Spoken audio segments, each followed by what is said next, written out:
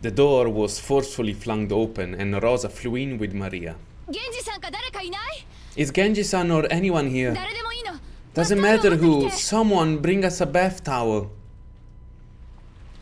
It was already a full-blown typhoon outside and it was starting to pour down hard. Though she had at least been using an umbrella, Maria had been in the rose garden amid all of that wind and rain for the whole time. And she had grown ice cold. Maria had gotten into a minor fight with Rosa in the rose garden and had been told to stay there forever.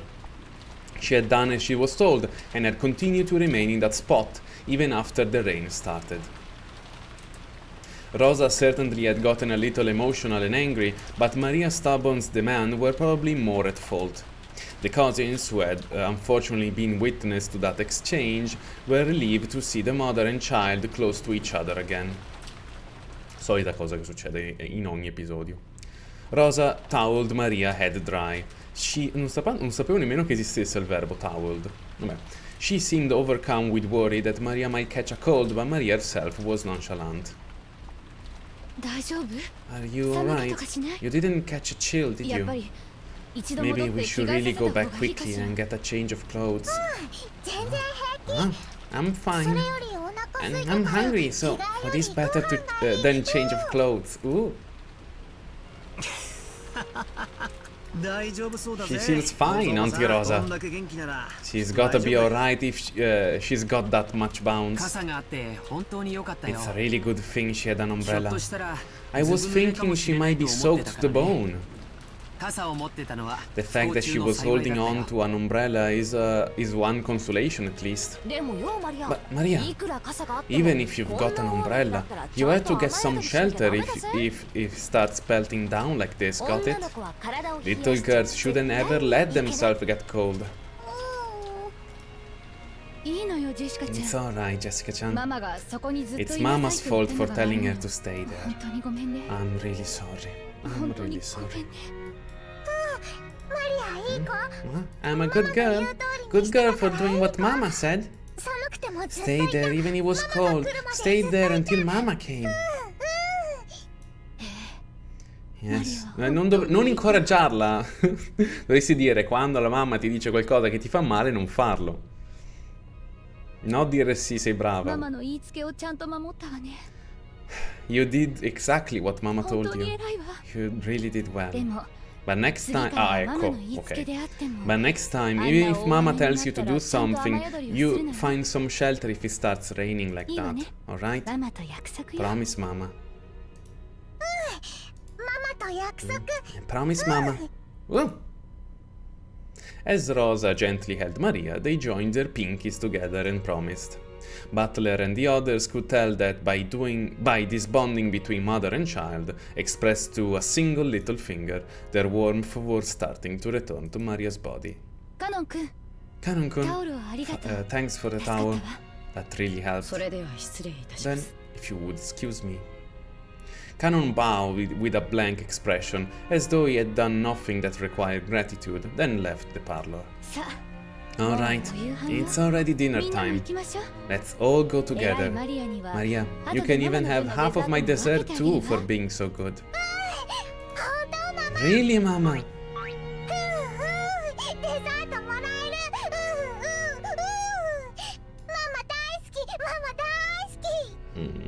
Ooh, get dessert. Ooh. Love you, Mama. Love you, Mama.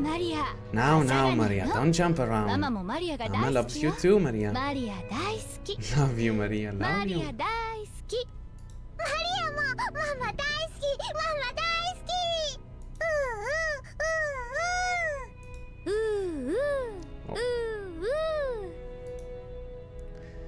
Prima ed unica volta nella vita di Rose in cui she plays along with Maria. Vabbè. Rose and Maria really looked happy together. Even the cousins watching started to feel a somehow familiar warmth filling up their chests.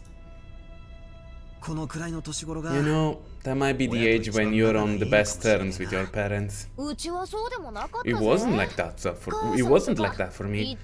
My mom and stuff always telling me to study. It's because they love their children. Allora Rosa no. Beh. A parent's love isn't always gentle and indulgent. My mother was strict with me too, but by now I realize that it was because she treasured me so.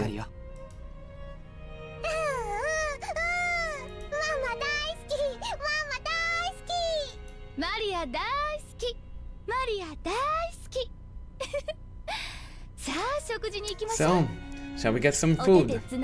Let's be friends and hold hands. Yeah, be friends and hold hands. Mama and Maria, friendly. Vabbè. Yes, that's right. Mama and Maria are friends forever and ever. I love you, Maria.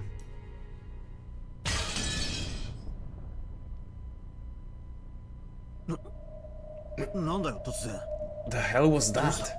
What happened? The sudden sound had come from the teacup Gretel had been holding, which had fallen and smashed. Sorry. I was out of it for a moment. Sorry for dropping it. The cup on the floor was broken into tiny pieces. Would it really have made such a sound and smashed into so many pieces just by being dropped from that height? Even someone as obtuse as Butler could realize that she was in a bad mood over something. But he couldn't understand why she had suddenly grown so displeased. When she made to bend and pick over the pieces of the cup, Ronove appeared out of nowhere and stopped her. Please, you will injure yourself. Leave the cleaning up to me. Shall I bring you another cup? No thanks. I guess a demon's black tea just doesn't suit my tastes. To think that there is someone whose tastes aren't satisfied even by Ronove's tea. I must respect your discerning come si dice? Palate. I'm getting bored, so I'll go out for a bit. Bored? Wait a sec. But things are just about to get started. At this point, Maria's probably going to say that she's got an umbrella and a letter from Beatrice again, you know? This is the critical part. You'll have to excuse me. Sorry, someone clean up this mess. Leave it to me. Grazie, Jover. Without saying anything else, Gretel disappeared of her own accord. Her form literally melted and disappeared into thin air. There had definitely been a displeased expression on her face, but neither Butler nor Ronove, nor of course Beato either, could understand why her mood had so suddenly worsened. All that remained was the fragrance of the black tea she spilled.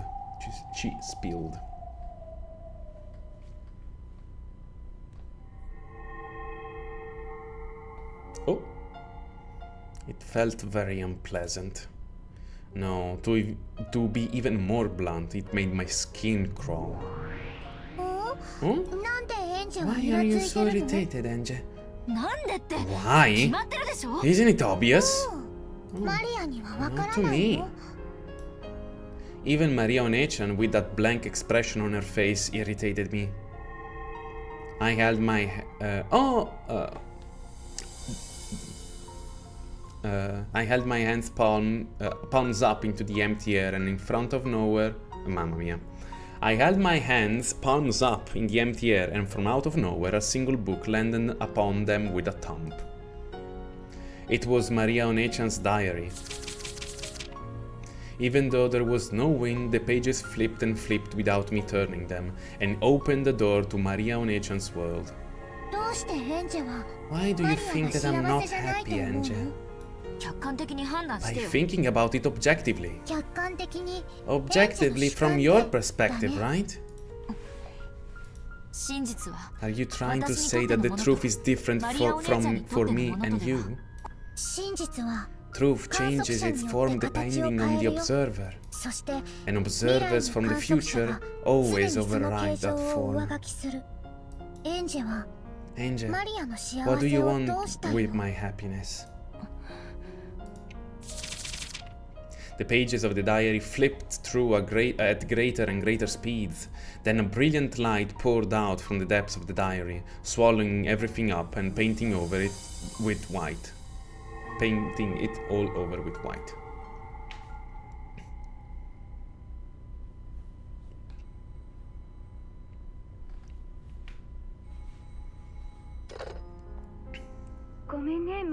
Sorry, Maria.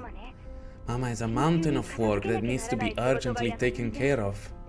So I'm going to be confined to my workplace for a while. I probably won't be able to come back home until late at night the day after tomorrow. Then what about the promise to go to the movies together on Sunday? The movies? Judging by Rosa's tone, she had clearly forgotten that promise. But Maria's response to that was an apology for asking. I'm sorry. Maria apologized for troubling her mother by asking that question. I'll stay home. I'll behave myself and wait. I'll take a bath every day and change my underwear. I know where the money is. I'll go to a different store every day. I'll make sure not to go out too late. If a policeman asks, I'll say I'm running errands for Mama. I'll say it just like you told me to. That's right. You be a good girl. If you're good, I'll buy you a present. Listen now. Go to bed by 9 o'clock. Make sure not to tell your teacher or any grown-ups that Mama hasn't come home. Alright? Okay. I will, so Mama, work hard, okay? Work hard, finish your work, and come back as fast as you can. I won't cry during the night and annoy the neighbors anymore. So, come back soon.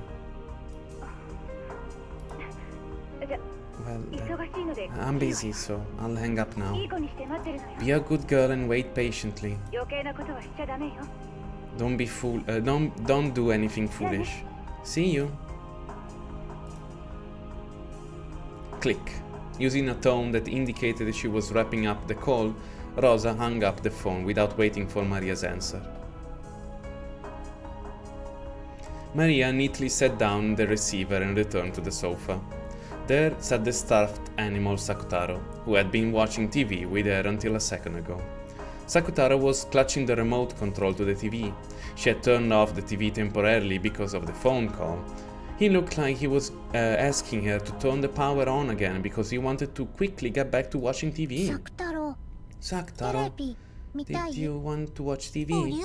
Oh, you don't want to watch anymore, Maria?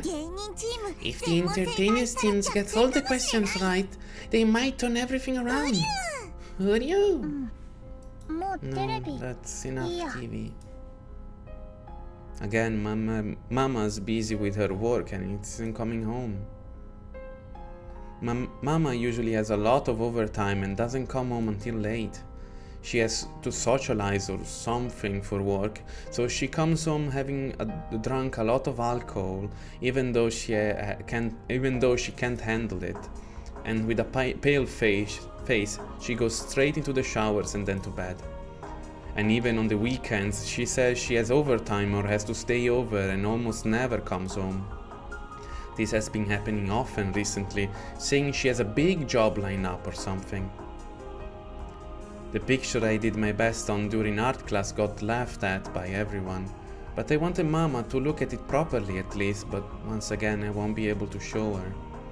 And talk about the times when everyone pushed me to push the cleanup onto me, but I did my best by myself and got praised by the teacher. And talk about when I went shopping and the man at the shop said he's always impressed by me and gave me a free can of coffee. And there's the card I wrote and secretly hid under Mama's pillow because I wanted to encourage her when she comes home from working so hard. And there's more, there's so much to talk about. Mama is working really hard at her job. She is working with all of her strength so we can eat every day. I hate jobs. Mama should just quit that stupid job. A job is important thing for adults to do. It lets you eat food, buy clothes, pays for school lunches, and pays the deposit for summer camp. It's all because Mama works and earns money for you. Don't need food, I don't need clothes, don't need school lunches, and I don't want to go to summer camp. It's not like any of the groups will let me join in. Just now, on the phone, Mama promised she'll buy you a present for when she comes back from work, right? I think Mama made that promise because you're important to her, Maria. And she feels bad for making you lonely. I don't know. Who knew? She definitely wouldn't do that if she thought you were in a pain or annoying. She wants to stay by your side all the time as well. And she finds it painful and sad that she can't. I remember when Mama spent the whole night by your side crying.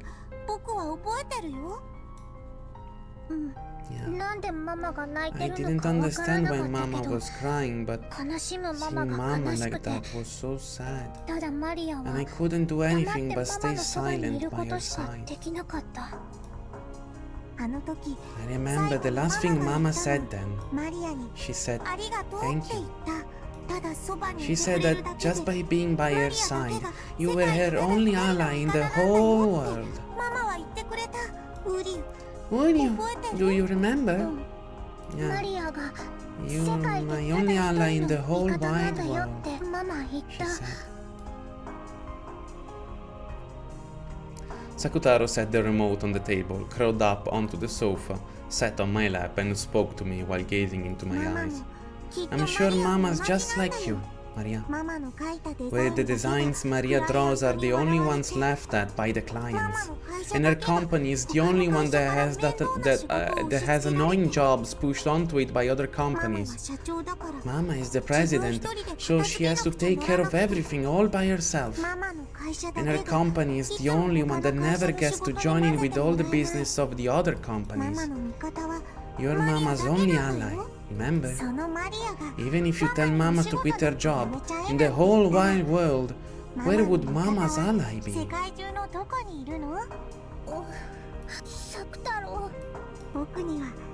The only person I have in the whole wide world is you. And the only person Mama has in the whole world is you. What about you, Maria? I have Mama and I have you. Then you aren't lonely at all. Mama is busy with her work, so she can't be with you very often. But please don't blame her for that, Maria. In exchange, I'll always be by your side, and I'll be there forever and ever. So don't cry, okay? Would you? Me being with you can stop you feeling sad.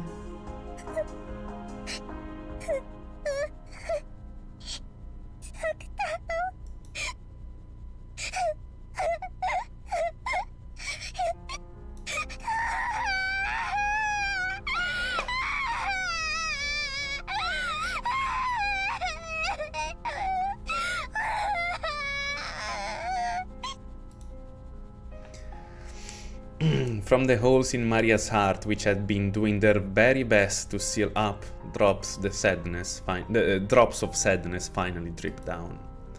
Drip, drip, plop, plop. Sniff, sniff, drip, drip, plop, plop.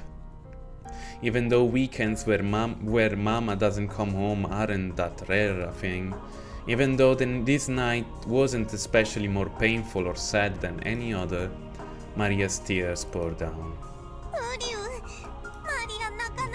Don't cry, Maria. I'll always be with you. Even if you're going to cry, I won't. I am a lion cub. I can't cry just because I'm lonely. I want to cry too, but I'm not going to. Won't you cry, Sakutaro? You still won't cry even when it's this lonely and you can't hold back the tears. But if I cry, it will make you feel better. So I'm not going to cry, because I want to make you smile. If I smile, will Mama come back? When she does come back and you greet her with a happy face, I'm sure she'll feel the same. Will you? Mama will be happy. Will you? And then I'm sure it'll relieve her tiredness from work as well. And then I'm sure she'll get in a good mood earlier than normal and play with you a lot. When you come home and Mama's waiting for you there, and she's in the kitchen in a good mood, don't you feel really happy? It's definitely the same for her. If I stay here being happy, she'll be happy too. Will you? Sakutaro nodded deeply with his big head. No more tears could fall from Maria's eyes, because if she greeted her mama with a tear-stained face, her mama would probably get sad too. You know this already, Maria. You can't use the magic that creates smile if you aren't smiling too. I know. Oh, I won't cry anymore. Hey, Maria. I have an idea for how we can have fun. We can have a fun time. Oh, Unio, can I tell you? What is it? Mama won't be coming back until late night Sunday. Why don't we have a pajama party in secret without Mama ever knowing? Until we get tired late tonight, you can play with me while eating candy and drinking soda in bed. A pajama party? Yeah, that sounds fun. I don't have to go to bed at 9. Mama won't get mad at me for not going to bed. It is a secret between you and me, only for when Mama isn't around. So until you get sleepy, let's spend the whole night having fun together. Let's eat jelly beans and try to guess what colors we'll get next. Let's split open peanuts and try to guess which half is the grandpa. Roba giapponese probabilmente. Let's search for treasure in the closet. And more, so much more. I wonder what it tastes like if we mix orange juice and melon soda. I wanted to try that once, but asked Mama if it was alright and she got mad. With you? Let's try it in secret from Mama. Tonight, let's play a lot. Laugh a lot. Blow away our tears with happiness. Don't worry, with me here, it'll definitely be fun. I'll make you happy for sure, Maria. I know it'll be fun with you here. It'll definitely make me happy. Thanks, Sakutaro. I won't cry anymore. Let's have a super fun time together. Make ourselves super happy and say welcome home with a smile on our faces when Mama gets back. Will let's play and play tonight and get in a really great mood. Let's play a lot in a secret party that we can only have when Mama isn't here. If we are lively enough, I'm sure plenty of friends will come to play from Wonderlands and Looking Glass Land. We'll have so many friends at that point that there simply won't be time left to feel bored.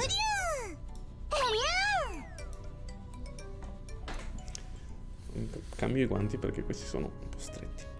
And then I started my pajama party with Sakutaro and had fun until late into the night. I played by sticking my hand into the bag of jelly beans without looking and trying to guess which color I would pull out. Sakutaro had good intuition and got it right a lot. Partway through, I also achieved the brilliant feat of guessing right 4 times in a row. The game where I split peanuts open and tried to guess which half would be the grandpa was easier than guessing the color of jelly beans, so I got it right a lot. Sucking a salt-covered fingers was bad manners, but that was the yummiest part. I like both orange juice and melon soda on their own. I hope that by mixing those two favorite drinks, there might be a flash of light like alchemy. And a new drink that no one had ever tasted before would be created. I got excited, but how if it turned out really delicious? I got excited about how, if it turned out really delicious, I'd call it a Saktaro soda and sell it. But unexpectedly, it had a weird and disappointing taste. And the color was somewhat dull and boring. Maybe I shouldn't have been surprised that orange and green mixed together would make this. Too bad. I imagined that it would become a sparkling pineapple color. Sì, infatti, Giove, per pensare che Maria ha appena compiuto 9 anni e sua madre la lascia da sola così spesso per così tanto tempo. Ha detto, fino alla sera di dopodomani, quindi tipo 2 giorni da sola, 3 giorni da sola quasi. But it was an awesome fun night. If I'm having this much fun, maybe Mama will start wanting to come home too and unexpectedly appear at the front door.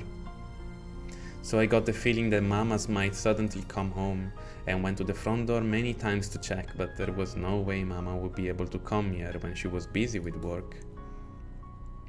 But rather than a feeling of loneliness, I felt a little disappointed that I couldn't invite Mama to join in on such a fun late night party. Next time I'll do this when Mom is around and let her join in. Even some things that I don't think are yummy, Mama says are delicious, so she might see that Saktaro soda is really yummy. When Mama comes back tired, I'll serve her some. And more than anything, I wanted to at least write about this fun night in a letter and tell Mama about it. Hoping that these strong feelings of happiness would reach Mama too. Hoping that when Mama comes home exhausted from her job, which is always so tough for her, I could share this happiness with her. Hoping that when Mama comes home late Sunday night, almost certainly tired, I could make her just a little brighter by sharing this happiness. I softly placed the letter on Mama's desk. To Mama. Good job with your work again today. Some of my happiness for you to share. From Maria. Then I decided to give a present to Saktaro for proposing this wonderful night. A small red scarf that I have found when searching for treasure in my closet. When Maria was still very young, her mama had knitted this tiny red scarf for her. Maria was embroidered on it with a knitting tool, with knitting wool.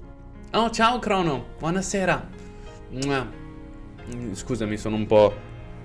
un momento un po' particolare. Buona serata comunque, grazie di essere qui. She softly wrapped that scarf around Saktaro. It really suited him, accenting his yellow with red very well. Oh, Uryu, does it suit me? Saktaro looked embarrassed as he wore his first present ever. Yeah, it really suits him. Oh, Saktaro, thank you so much for everything. It was so fun tonight. I can't even remember why I was crying. Let's always stick together, okay? And let's always play and laugh together. Uryu? Love you, Maria. Me too. Love you, Saktaro. After playing so wildly, my room was a mess. Maybe I played a little too much, but I'm tired for today, so let's go sleep together now. And tomorrow, we'll clean up together and welcome Mama with a clean room. Okay, Saktaro? Will you? See? See how happy I... No, see how happy me and Saktaro are? Is this your happiness, Maria-o-nechan? Yeah, I am happy. Even though you were looking forward to that movie so much, and Aunt Rosa promised that she'd definitely take you, she completely forgot. She just happened to forget because she was busy with work. Even if she had remembered, she couldn't have done anything about it with her work. When she remembered, whether she remembered or not, Mama would spend the night at work in either case. She couldn't go to the movies. Whether she remembered the promise or not is insignificant. There was no way that's insignificant. After all, when Aunt Rosa replied the movies on the phone, it was obvious that she had completely forgotten her promise. And when she heard that, Maria-chan's mood definitely darkened. Well, like you say, even if Aunt Rosa had remembered her promise, you wouldn't have been able to go to the movies in the end. But even so, to think that your mother just forgot her promise to spend one of the few days off with you, it's sad. I'd be angry. Yeah, it was sad. Because even if she had remembered, we wouldn't have been able to go to the movies. But after that, I had a very, very fun night with Saktaro. You must have thought that the pyjama party looked really fun too, Enge. There's no way that would be fun. I mean, all of that messing around you did that night was just you intentionally making a frenzy out of nothing so you could forget that you were lonely and that your mother wasn't coming home. That's not true. Really, I really did have a fun party with Saktaro. No, you didn't. You were just so sad and you hated your mother so much that for forgetting her promise that you made a mess of your room. Where was something like that even written in my diary? It wasn't written anywhere, but reading the gaps between every line, I could tell how you felt. You didn't have a good time at all that evening. And you stayed up late when you were told not to, broke the strict rule about not eating sweets outside of snack time. And when even that didn't bury your sadness, you went wild in your room, made a mess of it. Isn't that all? And after you made a mess of your room, you were all tired out. All you did was claw at the bed sheets and cry yourself to sleep. It is written in the diary that Mama probably forgot her promise about the movie, and that I stayed up late having a pyjama party with Saktaro and made a mess of my room searching for treasure. Yes, and that can only mean one thing, can't it? You were starving for Auntie Rosa's love. And Aunt Rosa always put her work and her public image first, always keeping you on the back burner. That's why it makes my skin crawl, because I know just how superficial Aunt Rosa's words of love for you are. You should realize this yourself. So, how can you say that you're happy? I don't understand that part of you, Maria-chan. Even at this age, I can't understand it at all. How aren't you sad? How is it that you can experience a reality filled with misfortune and call yourself happy? I can't do it. I can't understand it. You are a sad kid, Enge. I don't get it. Why are you beating me? Even though a fact about a really fun pyjama party is written in my diary, when it's observed by a different person, it looks like the same fact, takes a different form, huh? I remember talking about this with Ben Castel. Truth is indeterminate and changes its form every time it's observed. By the way it is perceived, in other words, depending on the person who perceives it, a single truth becomes different truths, and truths of the past are painted over by truths of the future. In this diary, I wrote what happened that night was very, very fun. You described the events of that night as something very happy.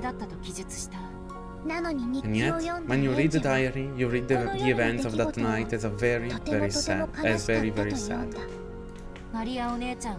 Even though you described it as happiness, I read it as something different.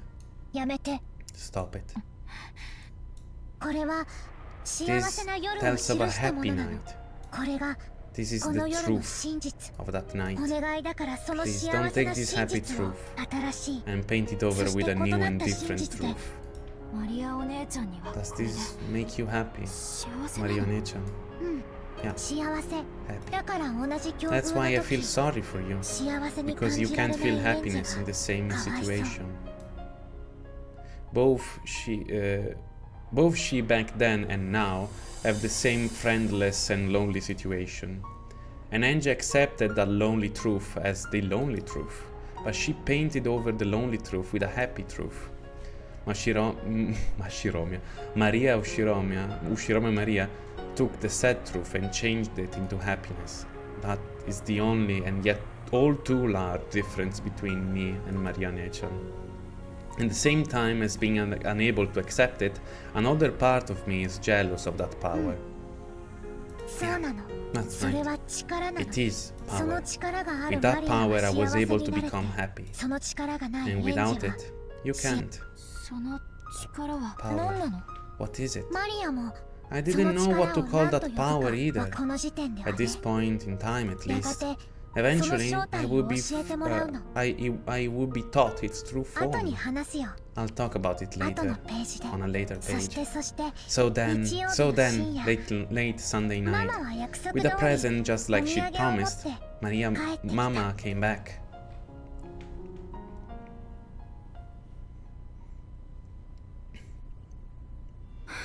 I'm back. Mama, welcome home. Oh, you? Mama, come back. Mama came back. Waiting to greet Rosa as she returned home all tired out was Maria, holding Saktaro in an unbelievably good mood.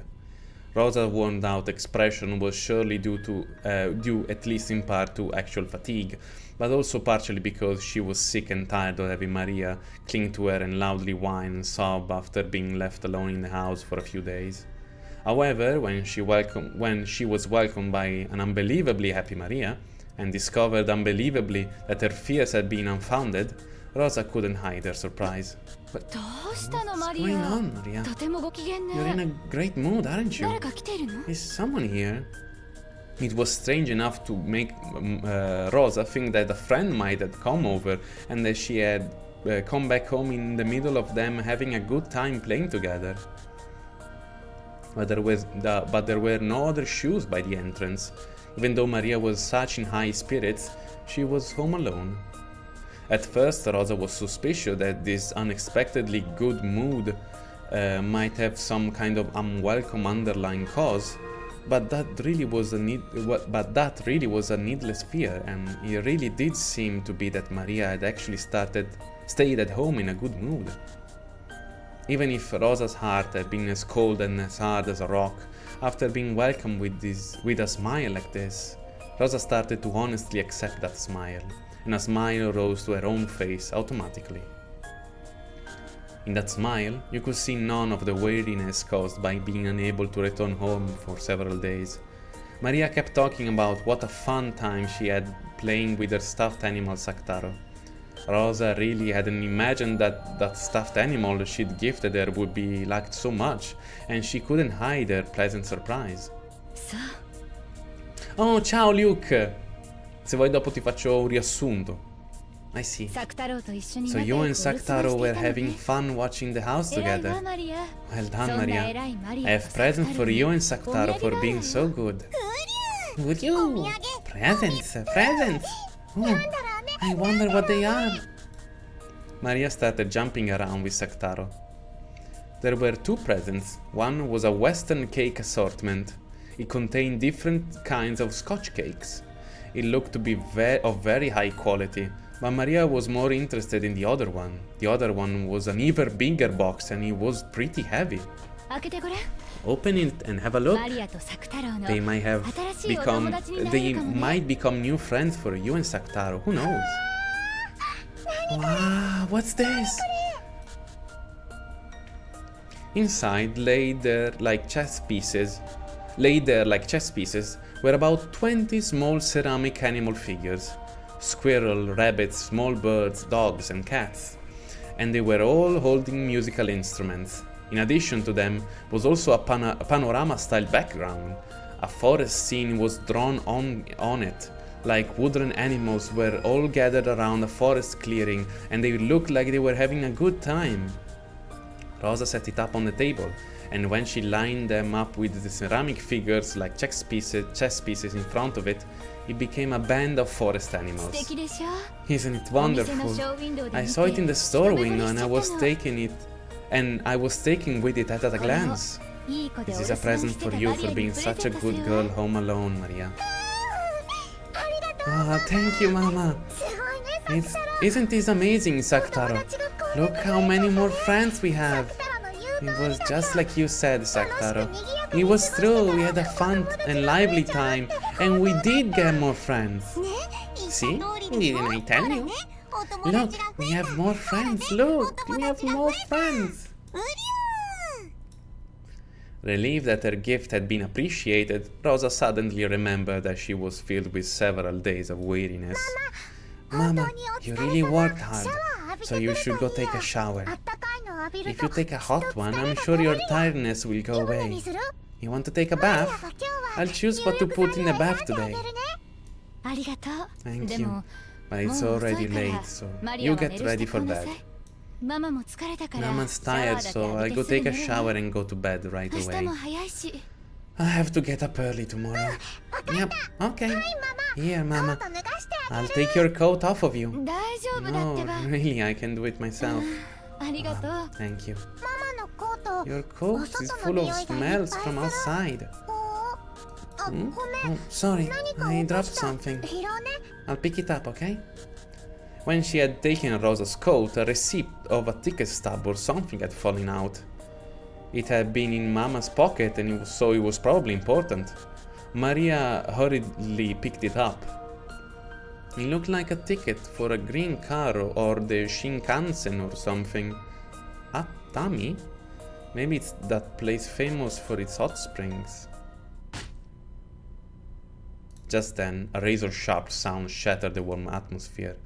Instead of the Rosa who had been there just a second ago, enjoying a gift with her daughter and full of weariness after returning home for the first time in several days, there stood a completely different person who looked exactly the same, but had the most terrible of expression on her face.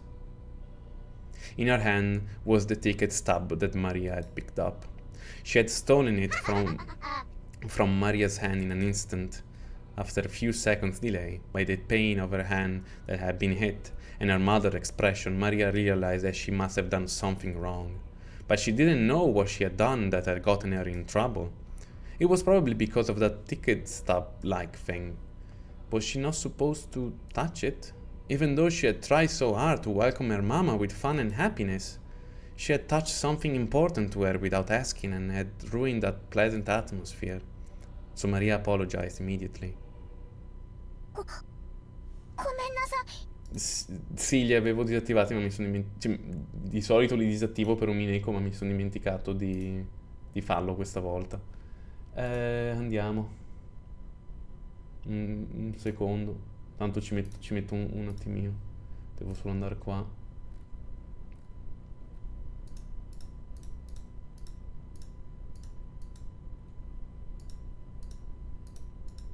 Ok, dovrebbe essere a posto. Approfitto anche per bere, visto che ormai mi sono fermato.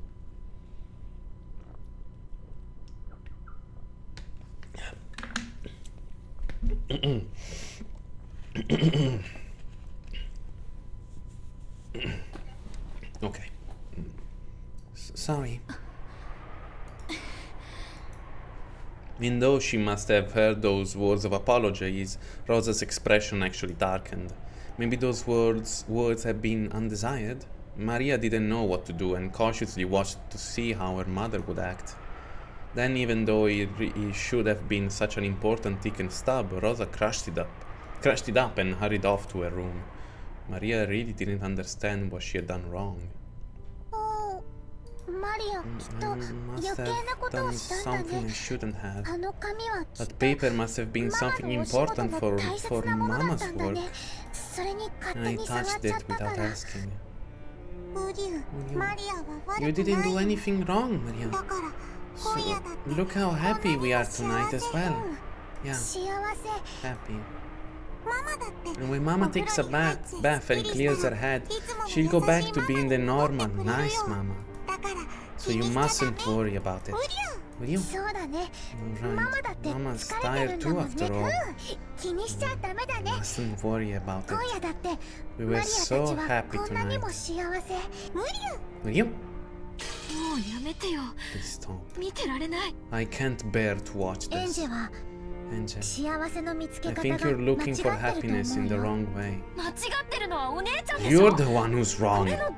How can you call this happiness? It's too painful for me to even watch it anymore. What is it? That Mama suddenly got mad? That happens sometimes when people get tired. Condemning a person because of a momentary misplaced emotion isn't very adult of you, Angel. I can't believe I'm hearing this from a 9-year-old. But that's not the problem, is it? That ticket stub you picked up was clearly strange. How? There was nothing strange about it, and it has nothing to do with the happiness of that night. Aunt Rosa told you she'd be staying over at work because of her job, right? Why Atami? Isn't that what you call a vacation? It means she left you behind and went on vacation, doesn't it? And you normally don't go on vacation by yourself. Even if it was a ticket for Atami. That alone doesn't make it proof that Mama lied and went on vacation, doesn't it? So she lied on the phone, changed her expression like that and grabbed it from you. What more proof do you want? It might be from a business trip long ago, right? Or maybe she just happened to pick up some trash or something and put it in her pocket. Might even be a receipt for someone who worked for her who went on a business trip. In that case, it was important for her work. It wasn't a toy, so I can't understand why Mama took it away. So I can understand why Mama took it away. This evidence you're talking about is nothing more than circumstantial evidence. Imagination and delusions. I don't know why you're interpreting it so that my relationship with Mama is bad. I'm the one who doesn't understand how you can interpret it in any other way that's so convenient for Aunt Rosa, in a way that's so convenient for Aunt Rosa. Really are a poor child, Angel. There are fragments that could make you happy. So many of them, scattered all about your feet, and you can't find them. Instead, all you'll find are the unhappy fragments, and you keep getting hurt over and over. That's why you get scared of being hurt, and you can't start even looking for happiness until you've finished making sure that there's nothing around that could hurt you. When I talk with you, One-chan, it's hard to tell which one of us isn't making sense. You know what? There are lots and lots of both happy and unhappy fragments, and the world is full to the brim with both kinds. So people who can find happiness right beside them won't be able to find it no matter where they go. Looking. Like Til and Meetil searching for the bluebird. Yes. That story did have that moral. You're the complete opposite, Angel. You're searching for a world without a single unhappy fragment. But even that's the same as the blue bird. So you'll be unable to find your own happiness for all eternity. Butler is Hansel, is it? Isn't he the blue bird? Give it a rest already. In any event, I got the point of that night of happiness was wasted because of a single scrap of paper that fell from a coat. Scary, isn't it? That a single scrap of paper could do that. In that case, maybe the power to get happiness back can also lie in a single scrap of paper, don't you think?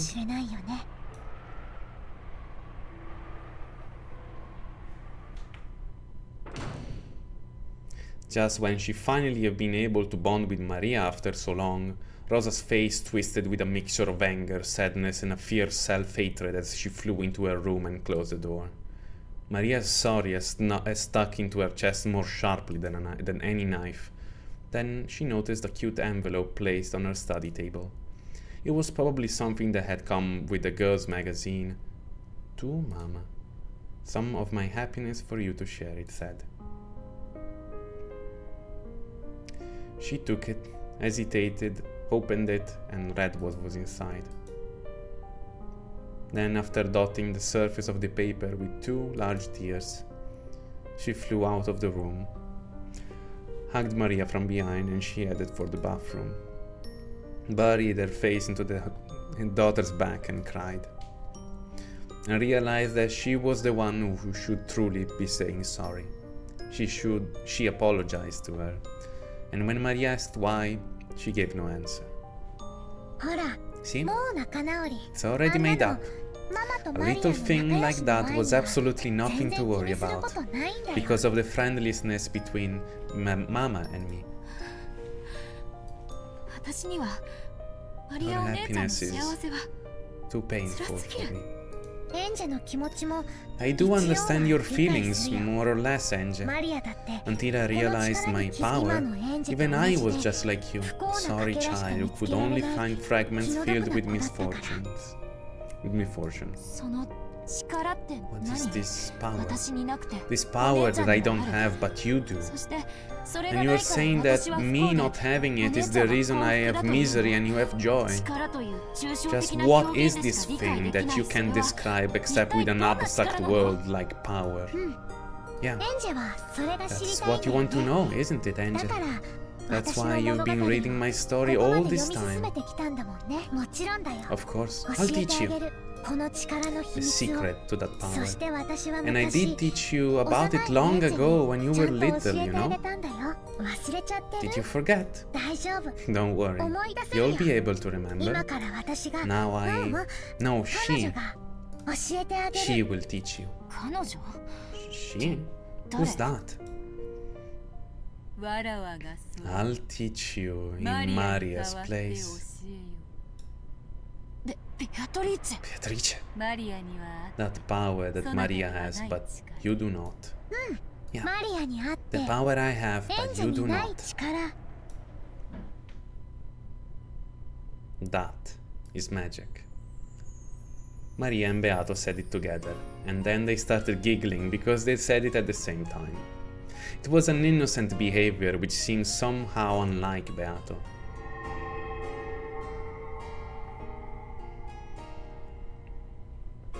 Black tea was arranged on a table in a peaceful garden, and Beato, Maria and Sactaro who was sitting on Maria's lap, were having fun chatting. Oh, I see. So he's called Sactaro. And your best friend, you say? Oh, it's nice to meet you. My name is Sactaro. Oh, Sactaro is shy, so he's nervous right now. It's okay, Beatrice is a wonderful friend too.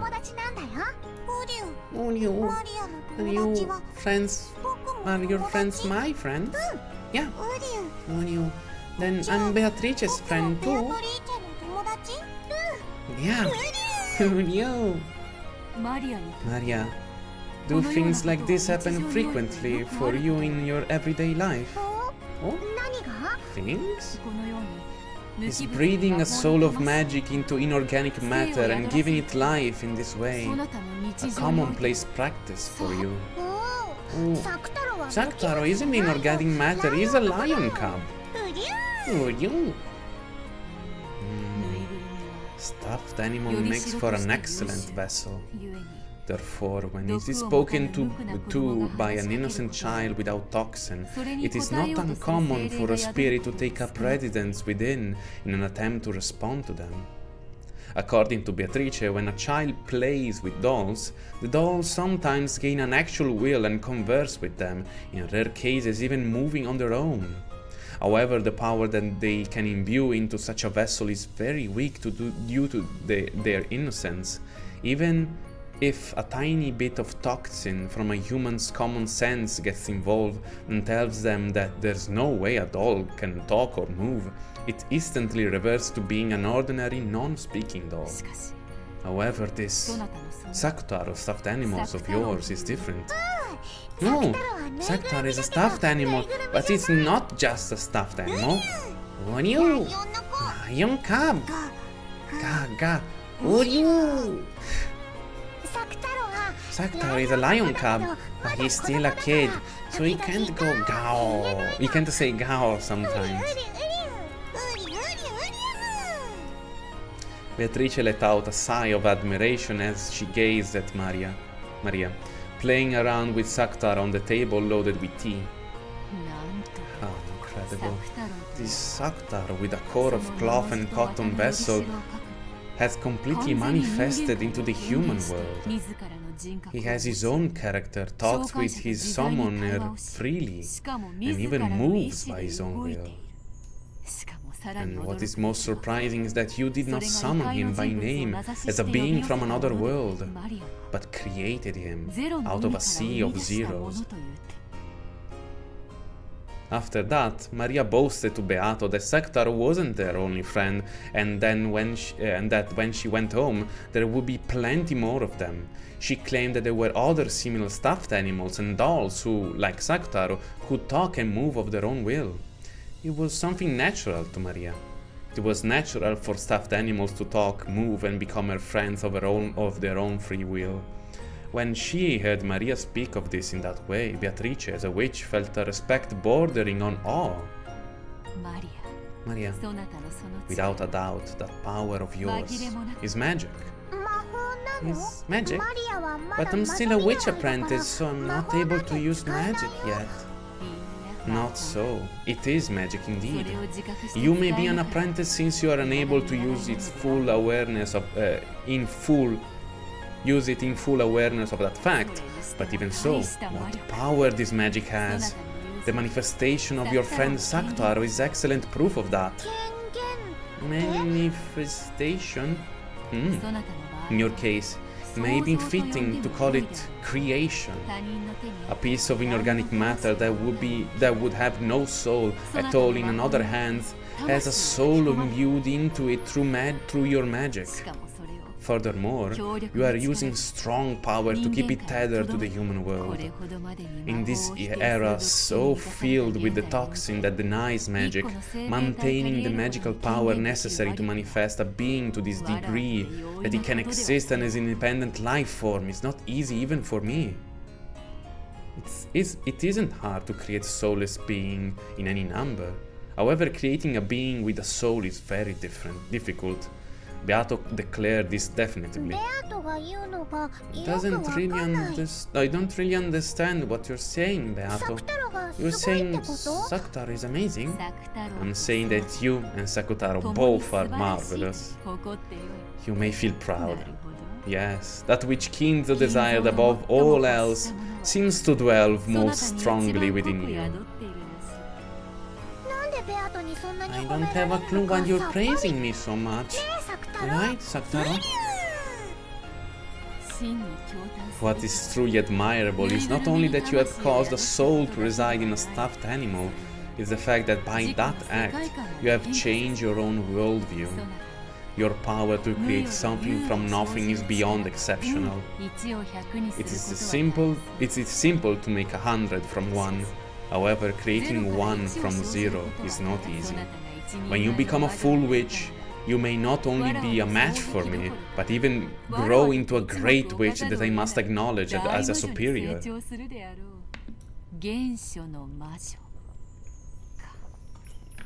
The witch of origins, perhaps. I too am greatly looking forward to your future. Beato said I have a talent as a witch. Isn't that great, Maria? Would you? Beato, thank you for praising Maria. There is no need to thank me, Sakutaro. That red scarf truly suits you. And I'm very envious of the talent of your master that enabled her to create a friend like you. Thanks for complimenting my scarf. I got it as a present from Maria. I really like it. And its size is truly as if it was just created for you.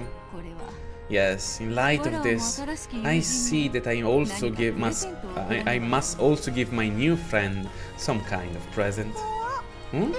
Beato, you're giving Saktaro a present? A gift from a witch must be something with magical power, of course. In that case, so that your friend can remain your friend for all time, and so that you can have even more fun playing with him. I shall give Saktaro my magic power. I shall allow him to achieve an even stronger manifestation. I'll be able to have much more fun playing with Saktaro. How? Uryu? What could it be, Maria? Is it something scary? Don't worry. Beato won't do anything scary. Right, Beatrice? I'm certain that he will like it. Let us see then. Yes, in order to achieve a stronger manifestation, a stronger image will be necessary. Well, now, what to do? Beato folded her arms and thought about what she could do to please them most.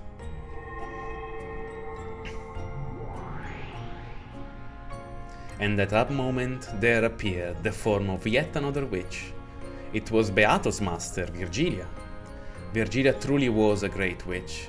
Since Maria already thought of Beato as a great witch, this person Beato called a great witch must have been a great witch. According to Beato, not even she could hold a candle to this witch when it came to magical power. Oh my. I thought I heard some cheery voices. What a fun tea party this seems to be.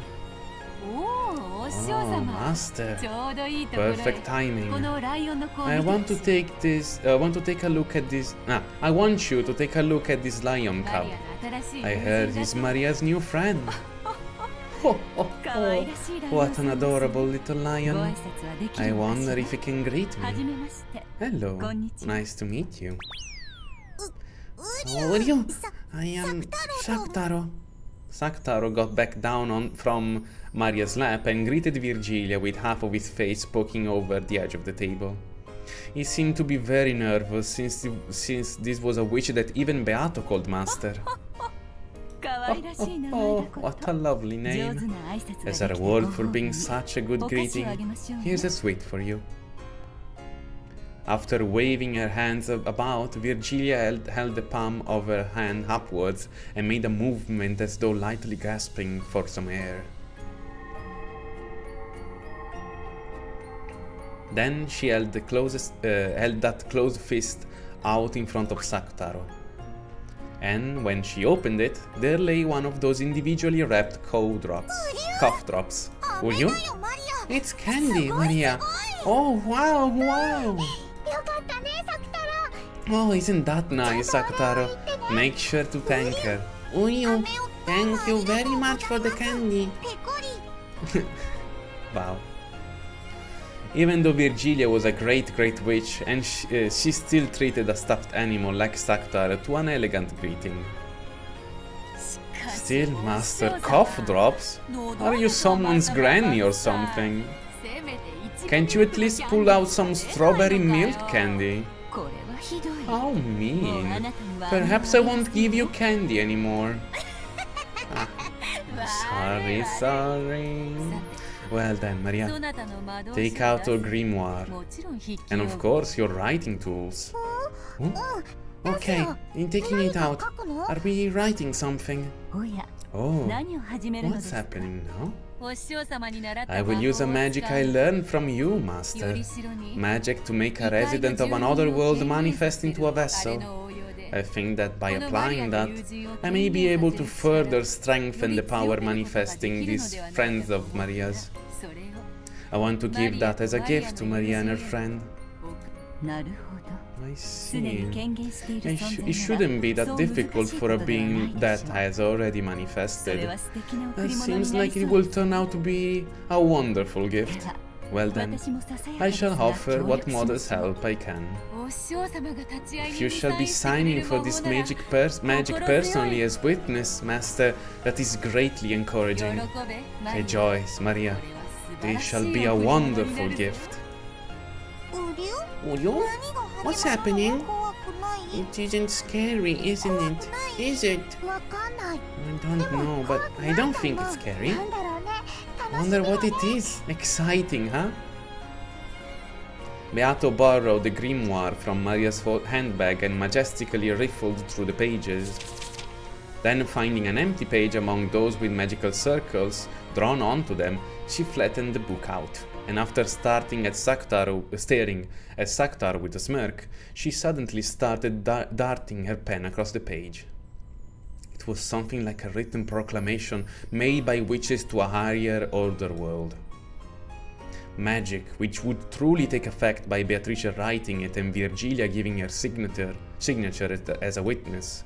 Maria didn't understand what Beato was doing at first, but partway through, she figured out the wonderful magic power of this document, and her eyes began to sparkle. Uryu? Uryu? What is it, Maria? Why is she drawing? Sakutaro was on her lap, so he didn't know what was being written up on the table, but even if he had seen, Sakutaro wouldn't have understood. It's amazing, Sakutaro! Wait a bit, it's almost done. Beato, that's amazing! Beato, that's awesome! When it comes to writing documents of power, this child's talent is splendid. I expect you could even work as a secretary in the netherworld.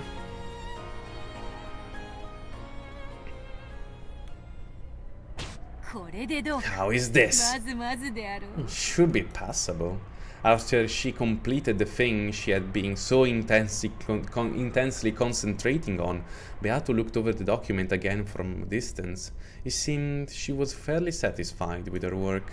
And Maria, upon peeking in at it, let out a cry of wonder. It's amazing, Beato! So cute! By the name of the Golden Witch Beatrice, I hereby acknowledge Sakutaro, Maria's child. Master, if you would sign as a witness. Yes. By my name, I stand witness to and acknowledge this oath. It is done. Virgilia signed, completing this proclamation.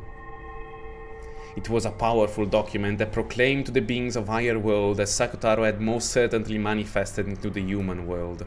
Sakutaro, created by Maria, had received the recommendation of the two witches Beato, Beatrice and Virgilia. And in this very moment, the higher world had accepted his existence.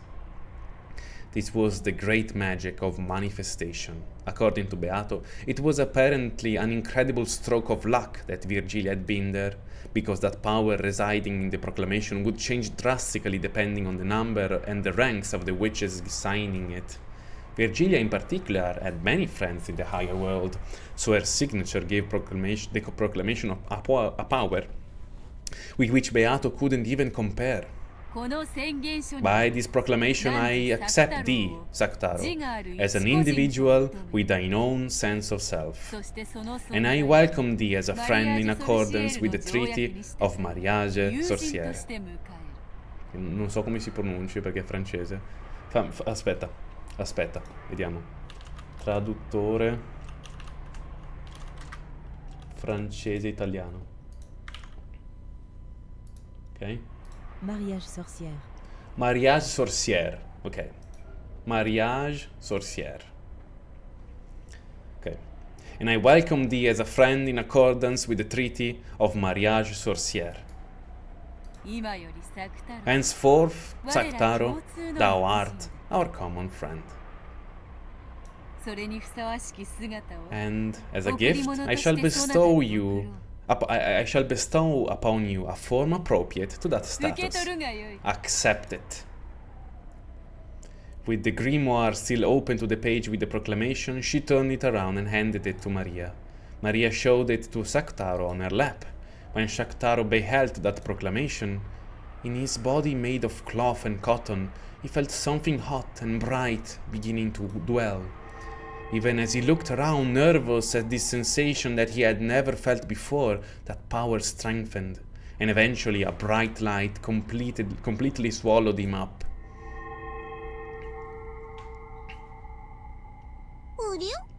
Urio?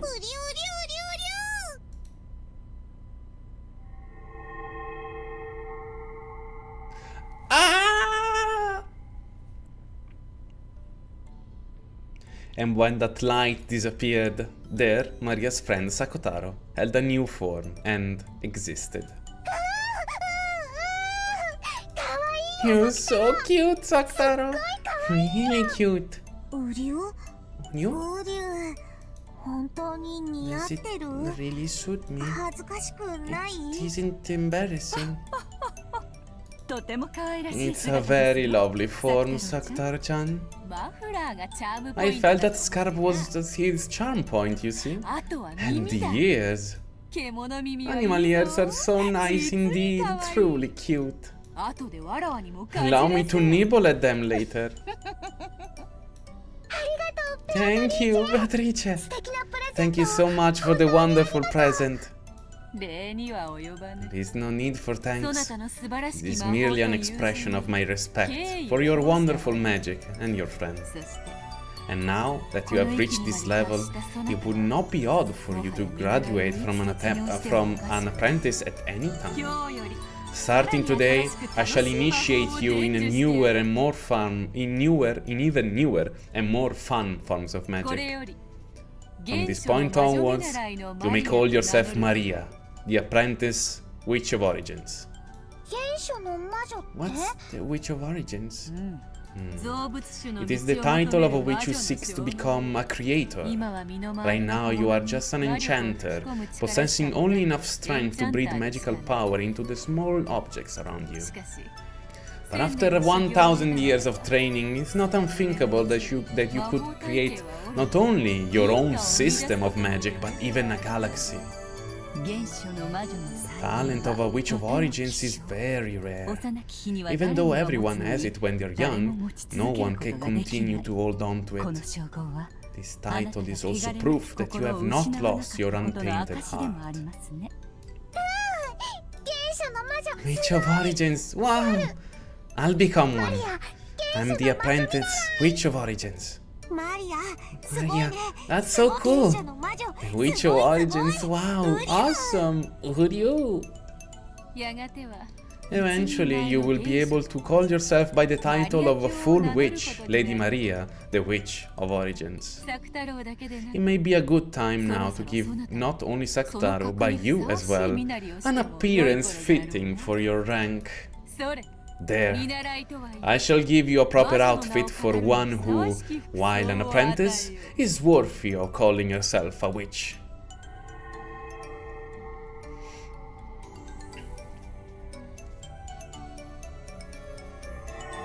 When Beato waved the pipe that was her wand, many gold butterflies appeared out of nowhere, grouped around Maria, and granted her a wonderful dress. See! Endowed with both cuteness and majesty, it was indeed a fitting article of clothing for the girl who would eventually take the name of Witch of Origins. Oh, wow!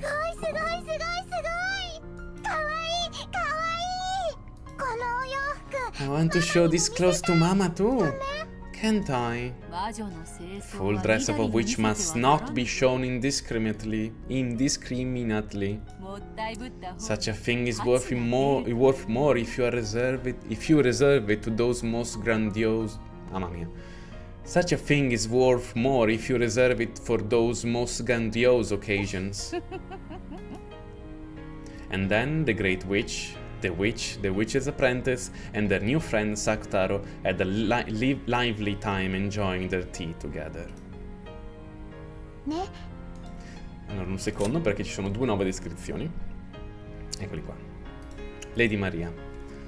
Maria, the witch of origins who will live for the next 1,000 years. Possessed the motherly magical power to give birth to one from a sea of zero. At a glance, her magical power is weak. However, zero will never become anything but zero, no matter how it is multiplied. But the one she gave birth to will eventually surpass the heavens. Protected heavily by Beatrice, who understands her true value, she is in an alliance with Beatrice. Sakotaro. beloved furniture of Lady Maria, witch of the Mariage Sorcière. His existence is Lady Maria's pure white-hearted self. He is an irreplaceable being to her, and could even be said to be another Lady Maria. He holds the decoration of a diplomat, and all witches, weapons, and furniture in the Alliance, and even demons and divine spirits in contract with the Alliance, are not permitted to take aim at him. Cute. Sono entrambi così cute. Sì? Look how happy I am. And look how fun this is. Please, don't be afraid of being happy. Becoming happy isn't the same thing as accepting your current misfortune. Non lo so, Giove, dopo lo leggiamo. It means creating a new happiness within your current misfortune. That is the magic of origins. I didn't want to acknowledge my current world. I couldn't abide accepting such an isolated and painful world. That's why, even though I was entranced by your world, Marianne-chan, I couldn't cross that final line. I'll teach you about my magic of origins. No, I taught you before, right? And you used to be able to use it. Did you forget? You were also a witch apprentice, Enge. With your name entered into Mariage Sorcière, weren't you? Yes. So I was. Mariage Sorcière. That takes me back. I also had my name entered in there at one point, didn't I?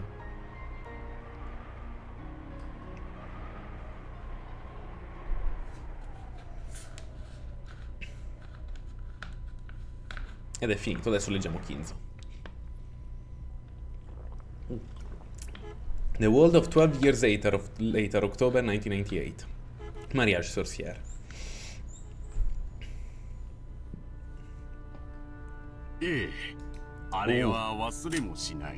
Un attimo.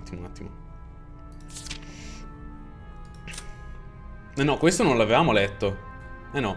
Goldsmith. Kinzo's name as a mage is Goldsmith. His skills as a summoner are legendary for the modern age.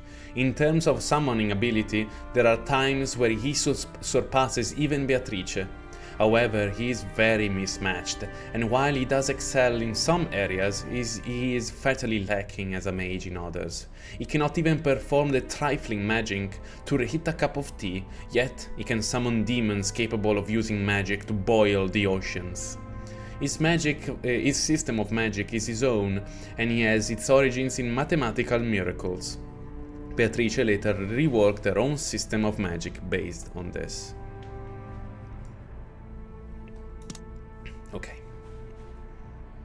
Yes, I will never forget it. It happened in April of 1987. I received a certain strange request from a friend. A large collection of books, the former possession of a very rich man, were being sold at an auction. And it was thought that some of them might have been extremely valuable from an archaeological and folkloristical perspective, as well as in an occult sense. So this friend wanted me to take a private look at their value. 87, half a year after the crime of Rokkenjima. Correct. Those books were explained to have escaped the disaster on Rokkenjima. I was told that the owner of the island, Miss Ushiromiya Eva, had put them up for auction. They appeared to be at a high-class restaurant. Enge and a middle-aged man were sitting across from one another in a pair of secluded and quiet seats. A Makusa could be seen by the restaurant entrance. He was probably keeping a lookout for pursuers from the Sumadera family. The scholarly seeming man across from Enge spoke politely but with enthusiasm. He hadn't so much as touched the food in front of him, which communicated effectively the passion which he was speaking. He was a professor at a certain university, known in particular as an authority on Western folklore. However, among his life works, there was only the one with the most acceptable public face. Scusatemi, non ho capito. However, among his life works, nessun uomo. However, among his few works, that was only the one with the most acceptable public face. His true life work was the study of Western occultism, Western magic, alchemy, and all else falling under the umbrella of the occult, as well as demonology. In short, he was one of the people best positioned to understand the details of Kinzo's research. First, what I've learned by appraising the books was that Miss Ushiromiya Eva had absolutely no education in folkloristics, and that the original owner of the books, Mr. Ushiromiya Kinzo, was without doubt one of the top 5 authorities on demonology in Japan. April 1987. A major city antique shop came into possession of a large quantity of ancient texts thought to have a high historical value. The texts have been entrusted to them by Ushiromiya Eva, who had requested for them to be put up for auction on her behalf. At the time, everyone thought that Eva had succeeded the Ushiromiya family and obtained all the wealth for herself as the only survivor. However, at that point, barely half a year had passed since the accident, which was not enough for the rest of the family to be legally declared dead in absentia, even given the extraordinary circumstances. Che nessuno ci vuole spiegare! Che cazzo è successo? Because of that, Eva was thought to have been in a very tight spot financially, unable even to collect from her family life's insurance. It seemed that she tried to sell everything of value, and even the books kept in Ecuadorian, her location when she escaped harm, became a target of this. And when the authorities in the field gathered at the request of the antique shop to appraise these documents, which were later called the Ushiromiya Library, they were given the shock of their lives. At least speaking from the perspective of occultism, the shockwaves that the discovery sent throughout the world were comparable to the discovery of the Dead Sea Scrolls. The reason for this is that the Ushiromiya Library even included some extremely important documents which had been known to exist for more than 1,000 years but had never been found. The so-called romantic side of the occult, epitomized, for example, by alchemy, never ceases to stir an intense fascination in dilettantes.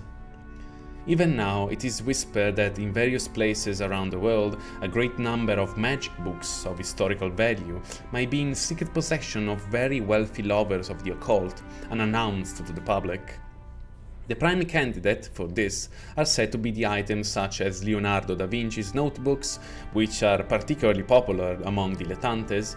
It is said that approximately 5,000 pages of the notebooks currently exist, and over 10,000 have been lost. But some researchers believe that a large part of this lost portion may be monopolized by certain dilettantes and millionaires. It is said that because of this, even now, dilettantes who can't help but seek spare no expense to search around for quietly hoarded away and unannounced notebooks. There is probably no doubting that Ushiromiya Kinzo was himself one of those dilettantes. It is unknown what Kinzo went through to obtain these, but undoubtedly he must have spent his vast wealth like water to buy them off other rich people with the same hobby as him.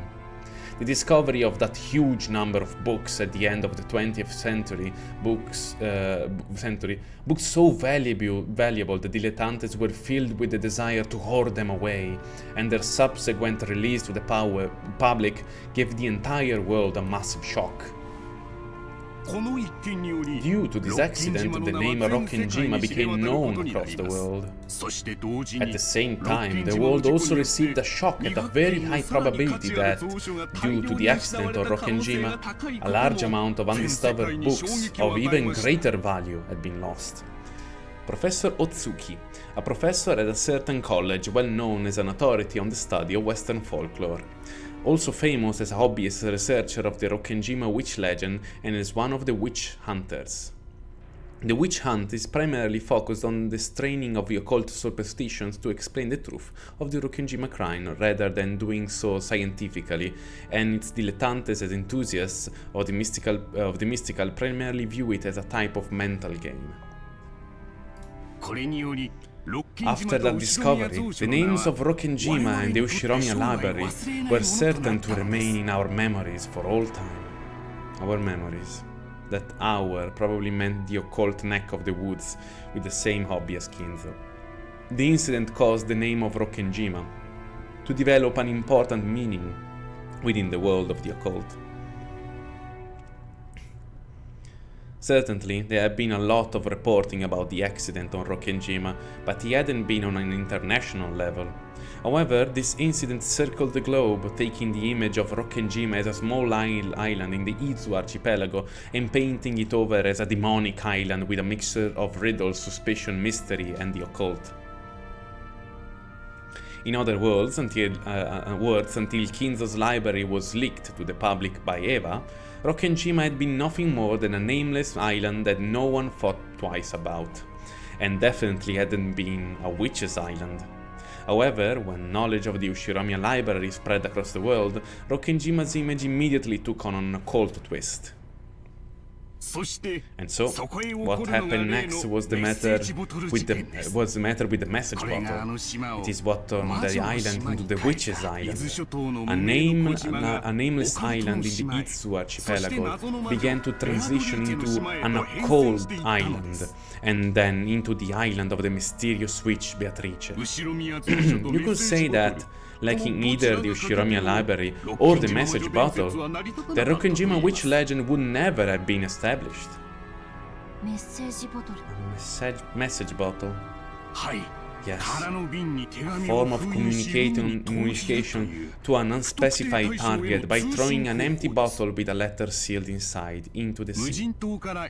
It is a famous way of sending an SOS from a deserted island, but because of the influence of famous foreign detective novels, it also became known as a method of confessing the truth after one's own death, like a time-delayed will. The Rokkenjima message bottle was certainly the latter. It is the thing everyone says a fisherman or a nearby island picked up. Correct. We learned that a young fisherman on Shinkenjima had picked up a wine bottle with a letter in it. This young fisherman happened to keep it out of curiosity. It was only later, when Rokkenjima fell under the global spotlight to the Ushiromiya family library, that he announced his discovery. Is there any chance that it was a fabrication made by the fisherman?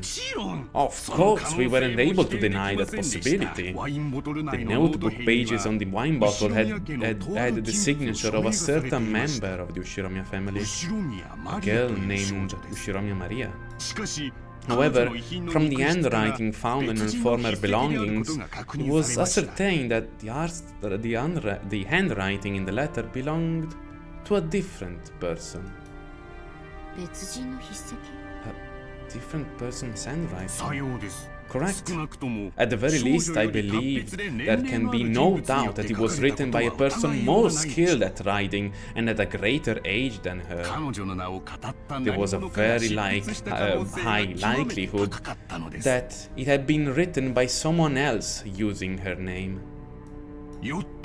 Therefore, at the point in time, the contents of those notebooks pages were thought to have very low credibility. However, later on, a sensation was created when it came to light. That on the day the accident, a similar message bottle had been recovered from the surrounding ocean by the police in search of some evidence. It seems that due to evidence from the surrounding area and the intact state of the bottle seal, the police had decided that its likelihood of being a hoax was low, and it had been cast out no earlier than a few days before the accident. And the handwriting both matched. This caused the credibility of the notebook pages discovered by the fishermen to rise.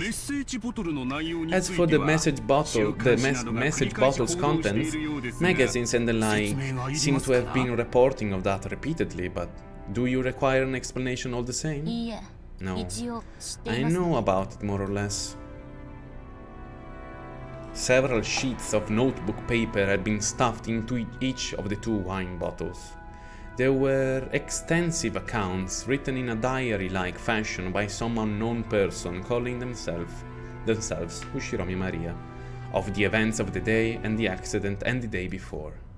It was these that prompted the beginning of the witched legend serial murder case and the mystery of the Golden Witch Beatrice.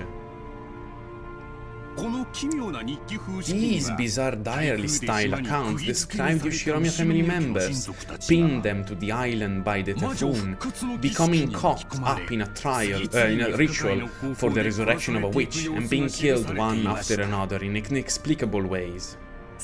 And then at the end, the Golden Witch Beatrice revives and swallows everything up into the Golden Land. They were written almost as though this was the complete picture of the events of that day. Additionally, the state of things on the island at the time it was depicted is in immense detail, and former servants who once worked for the Ushiromi family had given testimony that the pages were definitely written by a person who knew the inside details of the island. So, those strange fantasy novels, the occult boom that started with Ushiromi Library, and the fact that the truth remains shrouded in darkness, the combination of all 3 of these factors is what created the legend of the Rokkenjima witch. Correct. Already more than 10 years have passed since the incident, and it still attracts the interest of occult enthusiasts across the world. No, in fact, you could say that he has become increasingly deified as time has passed. There are still many enthusiasts who try to land secretly on the shores of Rokkenjima, even though he had been prohibited. Could there be another message bottle that has still not been discovered? And what happened on that island that day? There is still so much to discuss, oh yes. As though he finally remembered that he had been going on and on for some time, the man took a sip of water. His potage was now cold, but it seemed that the man's hunger has already been blown away.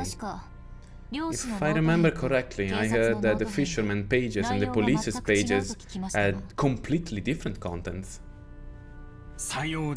Correct. Due to that, the appeal of the Rokkenjima mystery increased even further. Inside each of the 2 bottles was a diary-style account describing the events of the day of the accident and the day before. However, while they both cover the same 2-day period, the contents are completely different. As though one is the truth and one is untrue. Or perhaps both are untrue. However, the beginning and the end alone do match in both. At the beginning, the 18 people, including their relatives, are sealed up in the island by the typhoon. And at the end, everyone dies, the Golden Witch revives, and everything is swallowed up in the Golden Land. The contents of both message bottles describe the events of the 2 days of the accident, but the details were completely different. Both diaries outline a serial murder following the epitaph of the witch, but the 2 order of the sacrifices, the manner of their deaths, and even the tale of the 2 days are different. However, both depict the same ultimate conclusion. Everyone dies and the witch revives.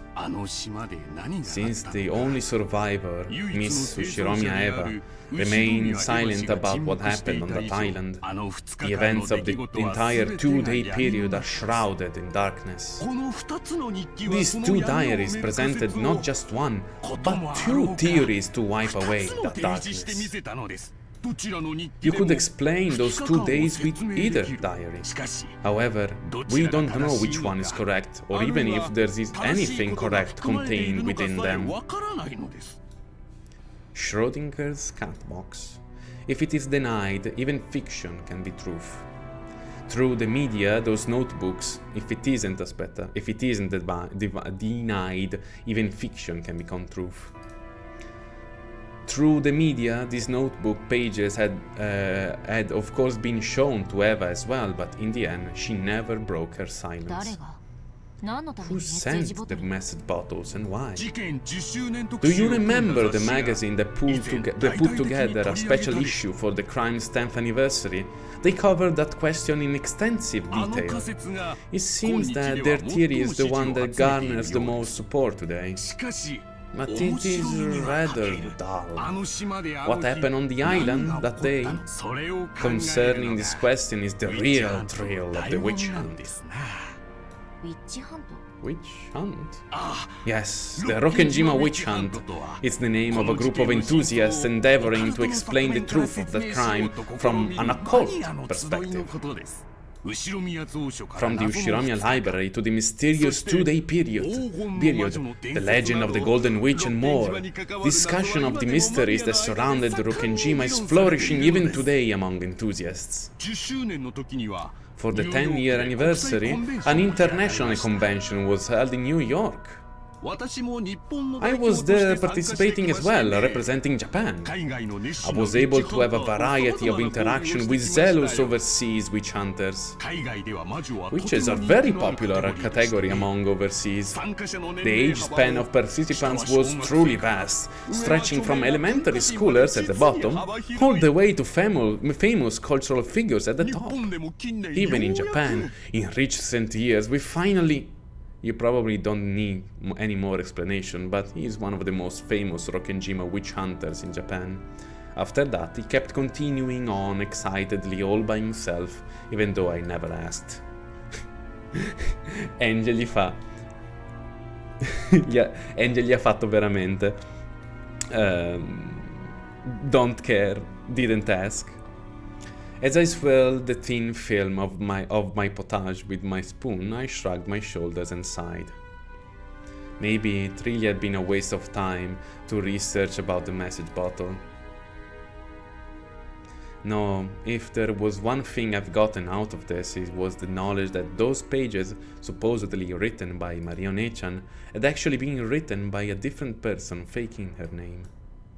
And that person had taken it upon themselves to write an occult story, put it into a bottle as though it was the truth, and thrown it into the sea. This raised questions for me. Why did they go to all the trouble of writing so much in order to prepare a suspicious letter like that? With a message bottle, there would be no guarantee that it would ever pass into anyone's hands. If their luck had been bad, it could have sunk into the ocean and never been seen by anyone. And if someone were to pick it up, they might have thrown it away without even thinking twice about it.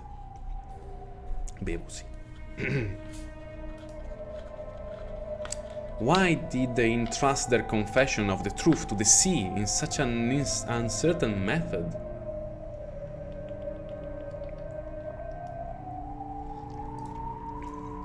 È vero, è vero. È vero. Grazie per questo fun fact, Fede. And why did they write up multiple different tales? If there had been one message bottle claiming that its theory was the truth, would be reckless but not impossible. However, because there were two, that made both of them doubtful. If someone was plotting to make out those 2 mysterious days to be the work of a witch, that was really superfluous. And there was two, and mamma mia, and because there was two, it suggested that an undiscovered third one, or possibly even more, might exist. In other words, the two having different contents was making it even harder to take either of them at face value. And despite their differences, the contents of the two matched in the both tales. Mamma mia. And despite their differences, the contents of the two matched in that both tales told of a witch. Does that mean that this is what the writer wanted to tell us? I can only imagine that this was a crime committed for pleasure by someone who wanted to create an illusion of a witch. But 17 people, excluding Aunt Eva, lost their lives and a vast inheritance, and maybe even 10 tons of gold changed hands behind the scenes. It just doesn't make sense for the confession coming at the end of all of that to be a fantasy about all of this to be a fantasy about a witch. I don't need to hear the magazine's reasoning to find it extremely doubtful whether the message bottles really are diaries. After all, the amount of writing was massive. It's hard to imagine that someone actually caught up in the middle of a serial murder like that would have been able to calmly write it down. In that case, it's probably more realistic to say that those diaries were written slowly over a long period of time before the day prior to the accident, in which case that would mean that everything on Rokkenjima was premeditated and prepared for over a long stretch of time. Ciao, Sir Pomitz. That fact that Aunt Eva left this world without saying anything is detestable. She definitely told me on her deathbed. She definitely said that her reason for not telling me the truth was because it was the best way of harassing me. By now I'm painfully aware of it. Of all the things Aunt Eva did to harass me, this was probably the last and the greatest. But now that I start to think of it this way, it's pretty doubtful that Aunt Eva is the true culprit. Of course, it isn't because the handwriting in the message both differs from Aunt Eva's differs. This isn't because the handwriting in the message bottles differs from Aunt Eva's or anything like that. It's because in both discovery tales, Aunt Eva was included among the victims. If the writer of these diaries was the culprit, then maybe Aunt Eva had also been one of the targets to be killed. Aunt Eva had survived because something had gone wrong. Because of my hate for Aunt Eva, I have believed up until now that she had to be the culprit. But the existence of the message bottles was making me suspect that the mastermind was far more profound and unknown person than her.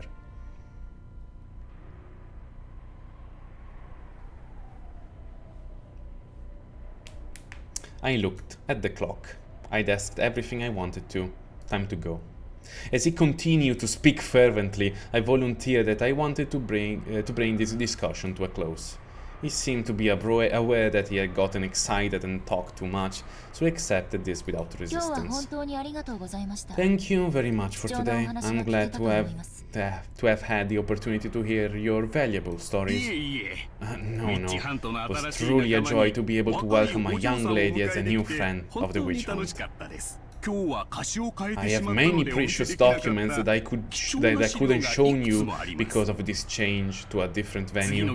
I should be glad to show you. I should be glad to show you them at the next chance we get. Thank you, Professor. Could I ask you one more thing? Yes, what is it? Professor, what made you interested in witches? No, in occultism and demonology. I must admit, being asked that is somewhat embarrassing. Simply put, I used to think that if only I could use magic, I wouldn't be beaten by the big school bully, and this childhood fantasy of mine went straight on to become my life work. Because the primitive yearning for power unknown is as universal today as it ever was in the past. Professor, if you could, would you want to become a witch?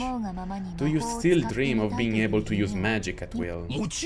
But of course, even though at this age I understand rationally that there is no such thing, I find myself unable to forget my childlike dreams of flying in the sky and turning scrap iron into gold.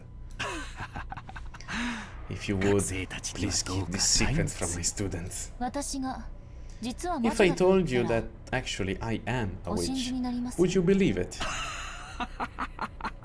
It's my pet theory from my few experiences with women that they are all witches. Ange snorted at the old professor, who was undoubtedly an earnest scholar and unlikely had any experiences with women at all. Gli ha detto sì, certo. Sì. Cioè, Ange prima gli ha detto who cares, didn't ask, e adesso gli ha detto fucking virgin. Oh yes, one final question. Professor, have you seen the original message bottle itself? I have, indeed. In that case, are you also well acquainted with the handwriting? Oh, of course. I'm not a specialist in that area, but at least when it comes to handwriting of the message bottles, I am proud to be the most knowledgeable in Japan. At that point, Ange set a book on the table with a thud. And this is? I've never seen it before. He prided himself on his thorough knowledge of all literature related to Rokkenjima, but he looked bewildered at this binding that he had never laid eyes on before. Ignoring him, Ange silently flipped through the pages, opened to one of them, and showed him.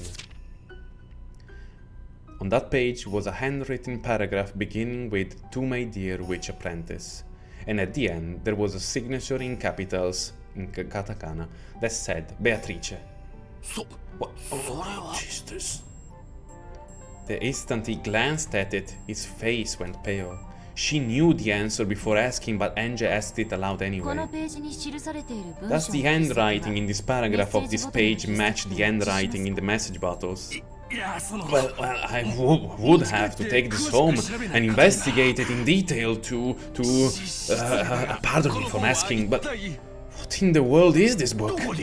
Where did you...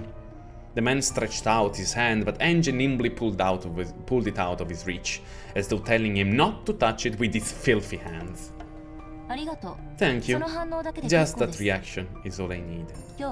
Thank you very much for today. Here is the reward I promised. As she stood up, clutching Maria's diary, Ange casually tossed a wad of 10,000 notes wrapped in a band of paper onto the table. As she turned her back to him and made to leave, the man raised his voice as though clinging to her, but Ange never stopped walking. I beg of you, what in the world is that book? I don't need other words, just please show me that book. Both you and I are fellow witch hunters, but it looks like we aren't pursuing it at the same level. You're entertaining yourself with the outside of the cat box, and what I want to know about is the inside of the cat box. And this book is the key to opening it. It's too good for you. Well then, goodbye, gentlemen. Have a nice day. Please wait! Sumadera-san! His voice didn't reach her. She had already joined up with Yamakusa and gone into the car. Rivelazione? Devo dirlo io? Jover, vuoi dirlo te? Cosa abbiamo scoperto per questa cosa? Del libro, della scrittura, nel handwriting. La persona che ha scritto le lettere trovate nelle bottiglie nei giorni seguenti agli incidenti di Rokkenjima è la stessa persona che ha firmato col nome Beatrice quella dedica nel diario di Maria. Amakusa, you find anything? 最後の最後にね。 At the very やっぱり end, そう I だ was right. メッセージボトルを記 The した one の who wrote the message bottles was Beatrice Beatrice herself. そいつはクールだ。 That's cool. 魔女は実 So 在 it する settled 決 it. 着 So it's settled, is it? The witch exists. さあね。 Who knows? Mind if I sleep? あのおしゃべり教授。 I bet the prattling professor gets lost in his own little world in lecture and has kids falling asleep left, right, and center. どうぞどうぞ。 Sure, sure, take a rest. しかし、うまくいくもん Still, ね。 that went really あいつ well. 私の That guy believed I was Sumadera until the very end. The Sumadera family had cast out a net beforehand over any people ENG might try to contact. They had offered a reward for anyone who could detain Ushiromi ENG if she appeared. ENG had foreseen that and snatched it away. She had called herself Sumadera, and after skillfully tricking the man by saying her own subordinates would set up an ambush, she had taken him with her. So when the Sumadera pursuer reached the professor's house, there was no longer anyone there. 家人の話では According to the family, a young man and a woman calling themselves Sumadera visited this morning, took the professor out with them and still have not returned. There is a chance we were outmaneuvered. What a bad child that ENG is. I wonder if that craftiness is from Nesan's blood. To think that she would casually take on the name Sumadera after saying so often how she'd hate to call herself that. The professor should be returning soon. When he does, you must serve him some tea. Yes, understood. I wonder if she thinks that she's leading me around by the nose. She's such a naughty child.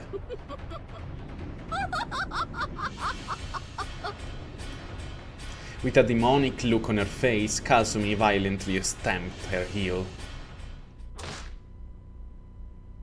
Lei è pazza comunque.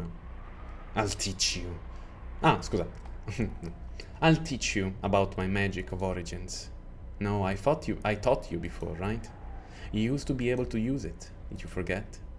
You were also a witch apprentice, ENG. With your name entered into the Mariage Sorcière, weren't you? I also joined in as one of the witches, didn't I? I closed Marionette's diary and flopped down on the very high-class-looking bed.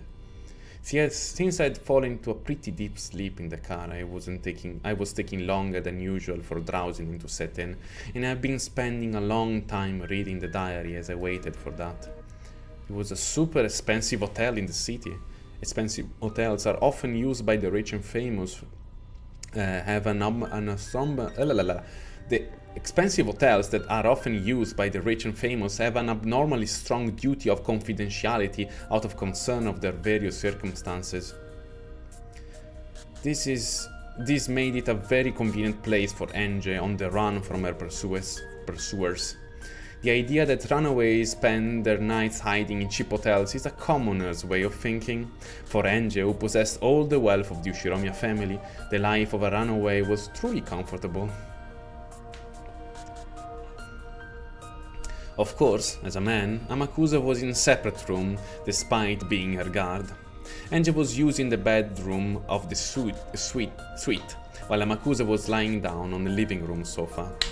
Amakusa said something about how the sofa here was more comfortable than his own bed recently. Poor guy.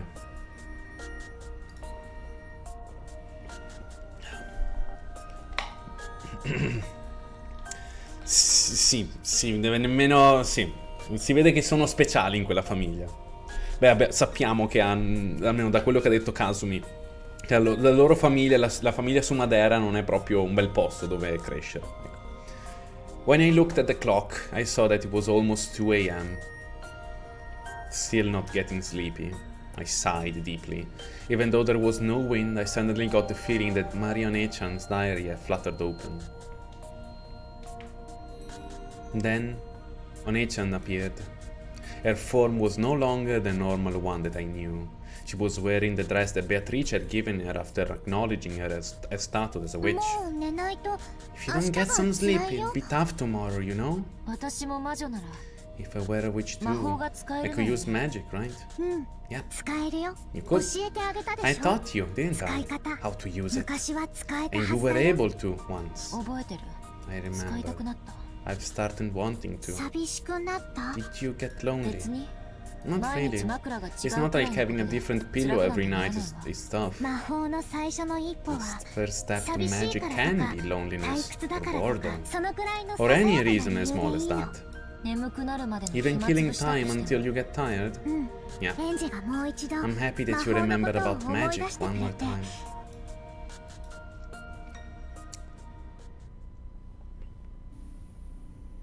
It's been quite a long time since I last used magic. At one point, with Maria Nechan's introduction, I touched a corner of it and opened the door a tiny bit. So I should still remember that sensation. 今のエンジは Right now, かなり魔 your 法 magical の power 力が has 衰え declined てる significantly, 基 Angel. 本に忠実 If じ you ゃない don't と stick to the 難 basics, しいよ it'll be hard, okay? 四 Sure. 方を確認 Checking all 静かな directions. 空間を確保 Quiet space secured. 天草さんは What about Amaku-san? 寝てるわ He's sleeping.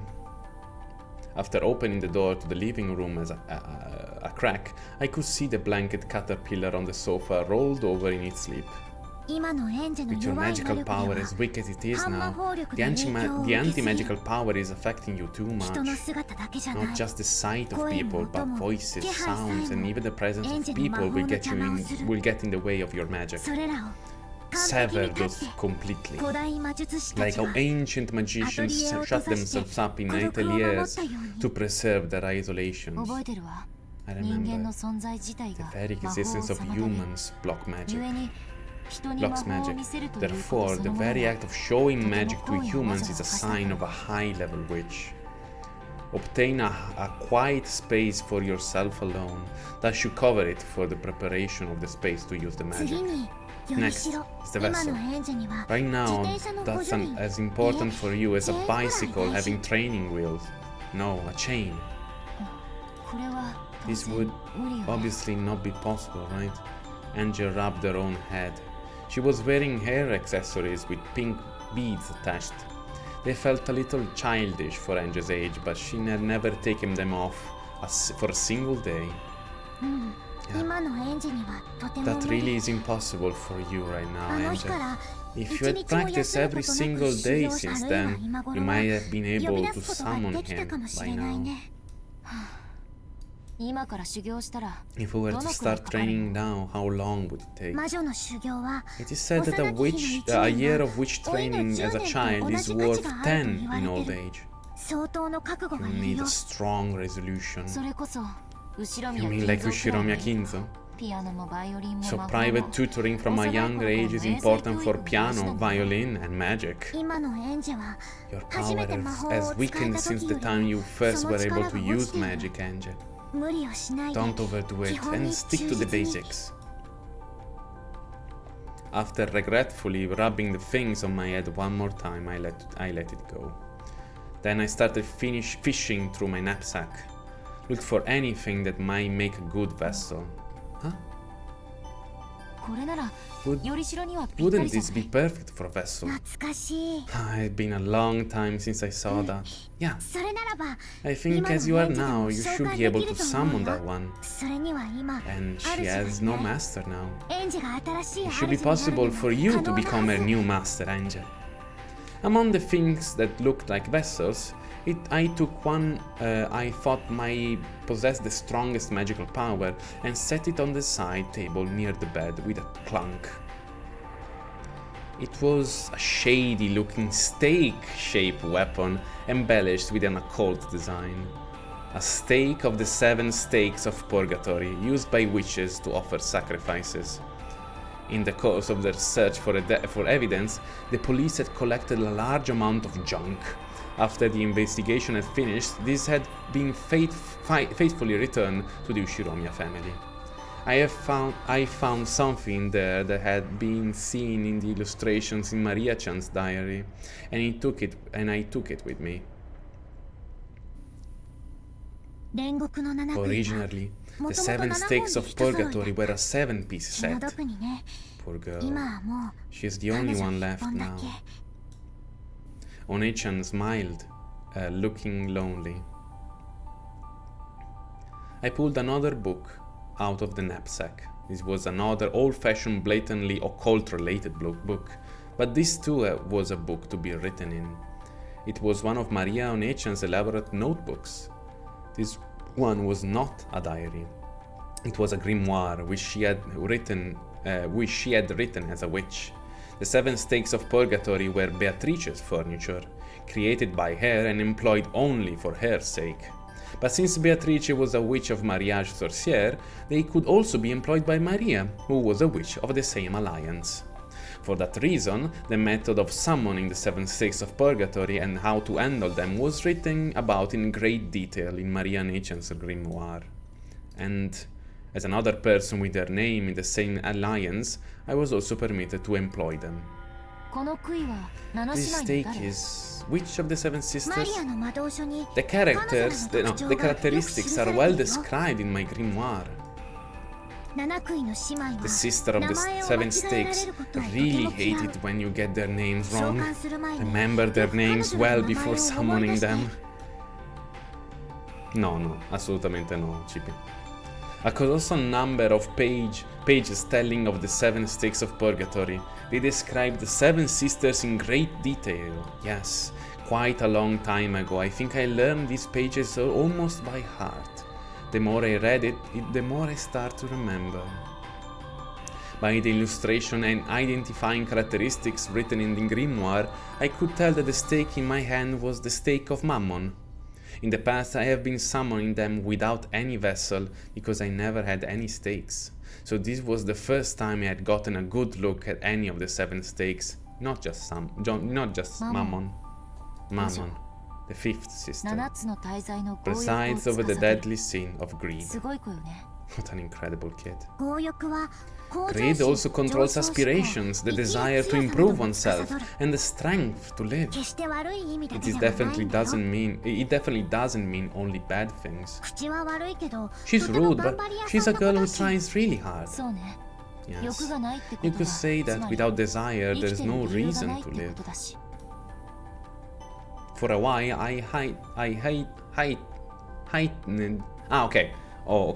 I heightened my concentration and digested the information that was written about Mammon. The more the summoner knows about the target that's being summoned, the better. Knowledge brings about magical power. I began to fill my head with knowledge about Mammon and build the necessary amount of magic power for the summoning. 魔導書って Grimoires are a little bit interesting, aren't 下 they? 手くそな小説を Maybe 読むの much more interesting than reading some crappy novel. なんだか懐かし And い it 気 really 持ちに takes な me る back somehow. 魔導書はただ文字を読み取るだけじゃなく行間から世界を膨らませたり挿絵から世界を生み出したりと様々な想像を要求されるの For a grimoire, it is demanded not only that you understand the text, but that you expand the world from the gaps between the lines and give birth to a world from illustrations, creating things in various ways. 生み出す力 Power to これを create. 持つエンジェルに For は someone who has that, such as you, a grimoire should be more interesting than any book. エンジェルなら理解でき I've る always known that you'd be マリアは able ず to っと知って understand たも that. の マモンの知識 I think there should be enough knowledge of Mammon for now.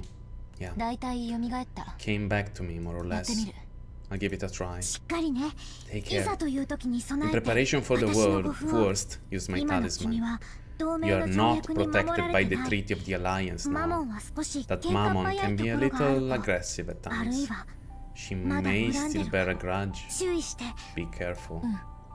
身につけることにする I think I'll wear it. The 7 stakes of purgatory as furniture for sacrificial rituals are treated as being inferiors even to weapons. But that is only when it comes to demons.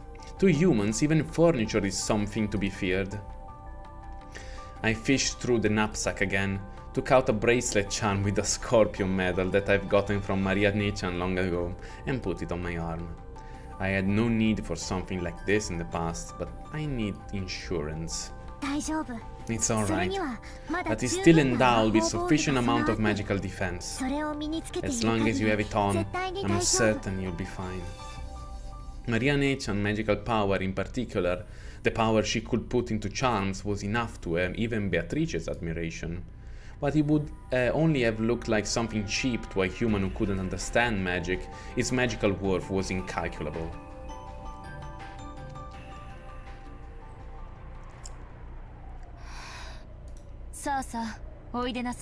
Come, arise, forgive the sin, one of the 7 stakes of purgatory, Mammon, the covetous.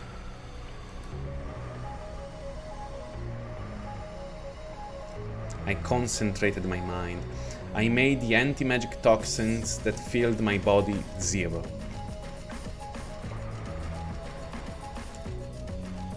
Imagine a vast, untainted space. Doubts and common sense all resist magic. Make the resistance 0 and erase the burden towards magical power. Inside my head was the image of a vast space.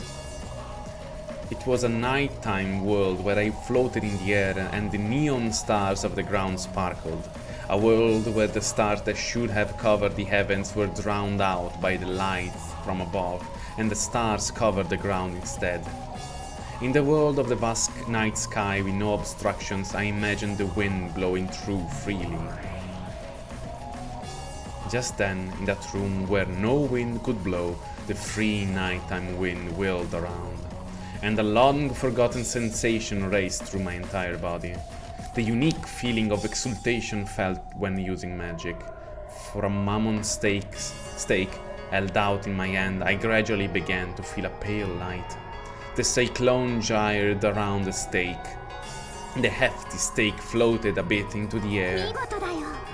Wonderful! Looks like the gap in your training hasn't stolen your talent.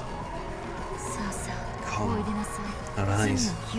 Forgive the sin, one of the 7 stakes of purgatory, Mammon the covetous. Show yourself to me.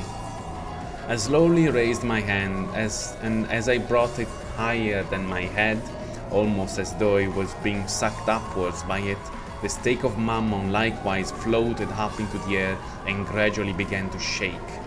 Its shaking grew faster and faster, and then it burst.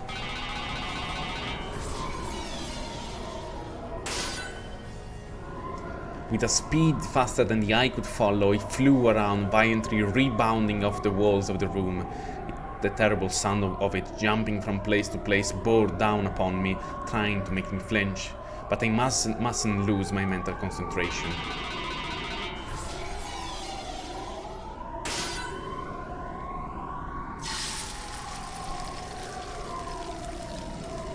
Then the stake, which had been flying around at an incredible speed, finally restrained itself and faced me.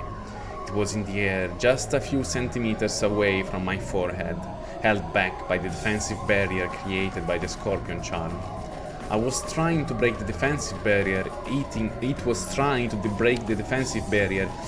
into it with incredible power, but Mariane's barrier wouldn't be broken so easily. Oh good, I can't bite through it, the stake muttered faithfully. You could probably say that I had been saved thanks to the scorpion charm. Without that, my way of killing time until I got sleepy would have become my way to kill time for all eternity.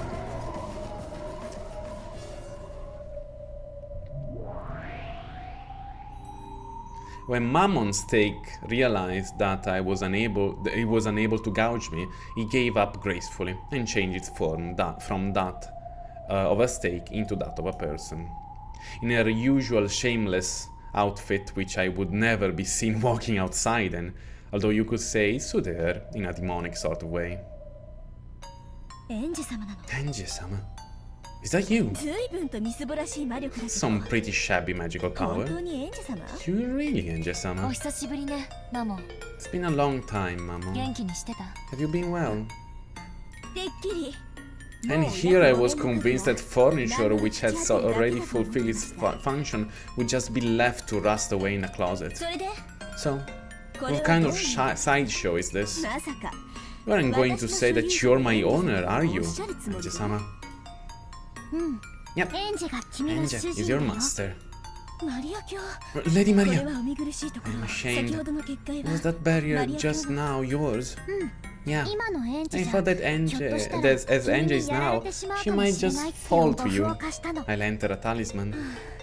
If I'm told by Lady Maria that Ange-sama is my master, I can hardly refuse. Ange-sama, I am yours to command. Given that my assistance is required, is it a new ritual? New sacrifices? Of course, not only if you're willing to handle me yourself and get your own hands dirty. That role isn't one I'm looking for anymore. All you have to do is just talk with me like you used to.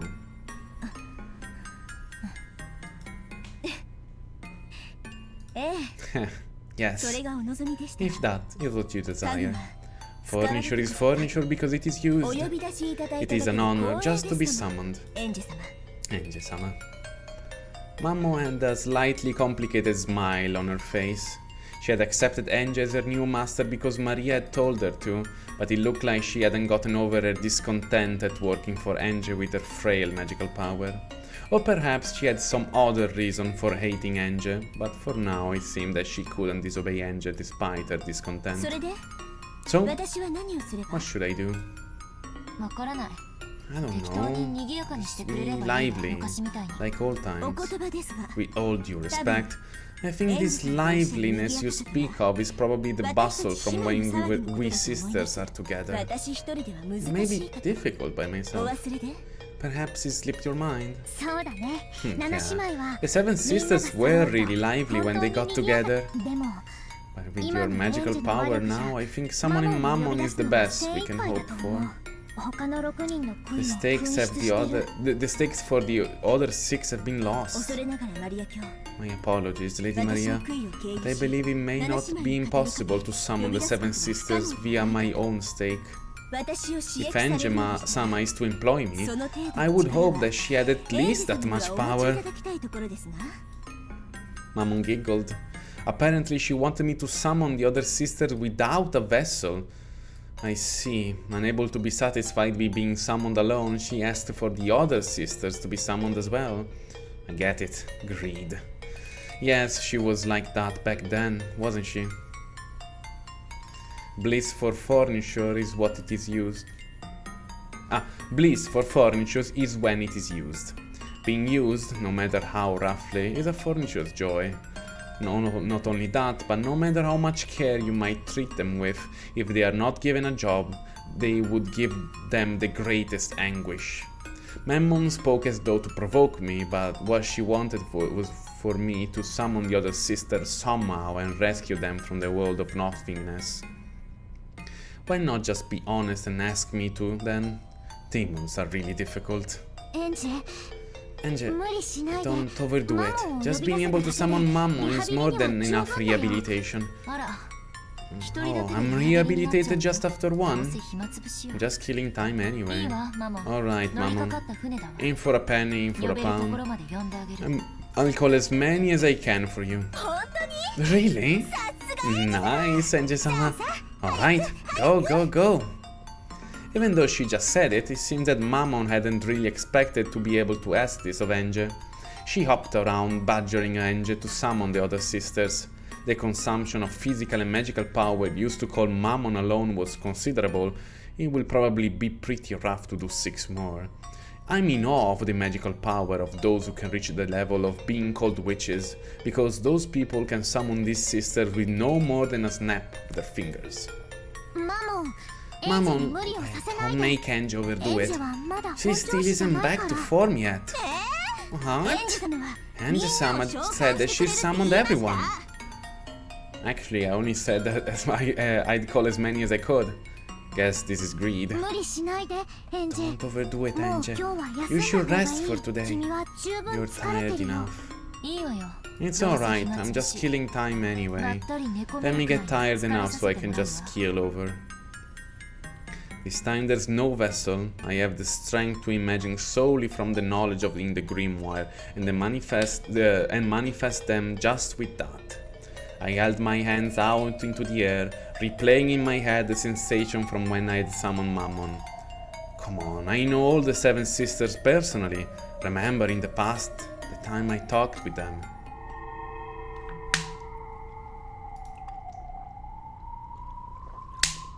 Once again, the power of magic began to fill me up. It radiated as a faint and yet distinct pale blue light from both my hands. Enji-sama, keep it up, do your best. Hey, Lady Maria, Enji-sama will definitely summon everyone, right? The 7 sisters will get to be reunited again, right? Right? Yes, I'm sure of it. But there's no guarantee that will happen tonight. No, Enji-sama can do it, I just know it. Please, Enji-sama, start from the youngest sister, Asmo. Asmodeus, 7th sister. Okay. I'll call them in order, starting from the youngest. A strand of hot sweat dripped down from my forehead. This really does put one hell of a strain on you.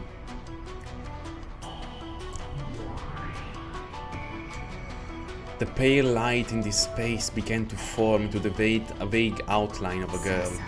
Calm, arise. One of the 7 sisters of Purgatory, one of the 7 stakes of Purgatory, Asmodeus, the lastful.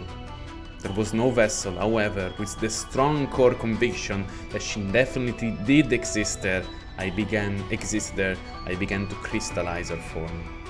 Her outline became distinct, and the form of the youngest of the 7 sisters, Asmodeus, was finally created.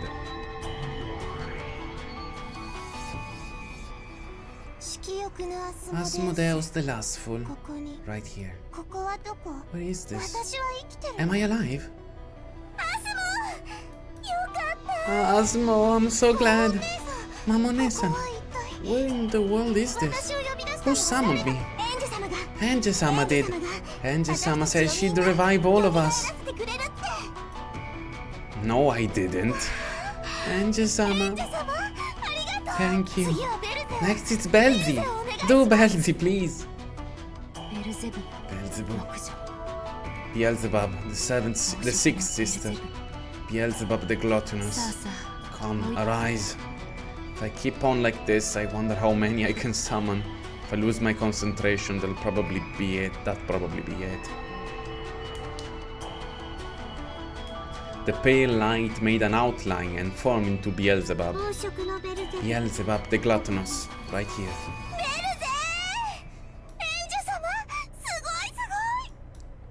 Mammon and Asmodeus jumped on Beelzebub, celebrating their reunion. Summoning 3 people at once. Maybe my head was throbbing. Without resting, I summoned the next one. Come, arise. One of the 7 stakes of Purgatory. Belphegor, the slothful. Belphegor, the slothful. Right here. My. To think that I would still be needed.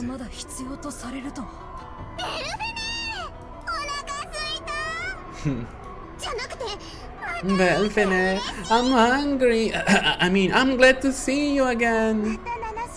To think that the 7th sister will be able to meet again. Enji-sama, we are truly thankful. Keep it up. Do Satan next. And Leviane and Lucine. Yes, I know. So please, try not to be so loud. Doing 4 people at the same time is pretty tough. Enji, don't push yourself any more than this. You did a great job summoning 4 of them after such a long time. Stop it, Mama. What summoning is placing a heavy strain on Enji-sama's right now. Enji-sama, I beg you not to push yourself too hard. No way! Enji-sama promised. She said she'd play with us, with all of us again. No, I didn't. Didn't you? Enji-sama, you said we'd all meet again. You promised we'd be able to see each other again soon. Right, I did. Didn't promise anything about when soon would be, but I certainly did promise. So keep that promise. If you don't, I'll never forgive you for forgetting it until today. Arise, one of the 7 sisters of Purgatory. Satan, the wrathful. My mind was starting to get hazy, but I'll call. I may have forgotten those days, but I may not have thought of them as anything but sadness and loneliness. But certainly the short time I spent with these girls was without a doubt fun.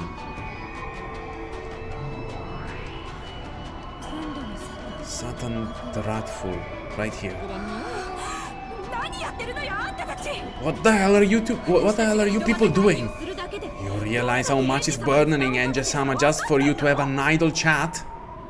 Satan, who had apparently figured out the situation immediately after being summoned, yelled out in a loud voice, telling her sisters off.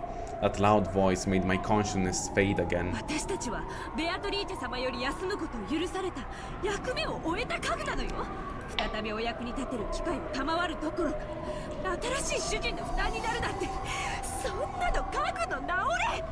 We are furniture that have been permitted to rest by Beatrice, furniture that has finished its duty, not content to be graced with the opportunity to once again be of some use. We are putting a burden on our new master. This is a disgrace to furniture. Erase yourselves right now.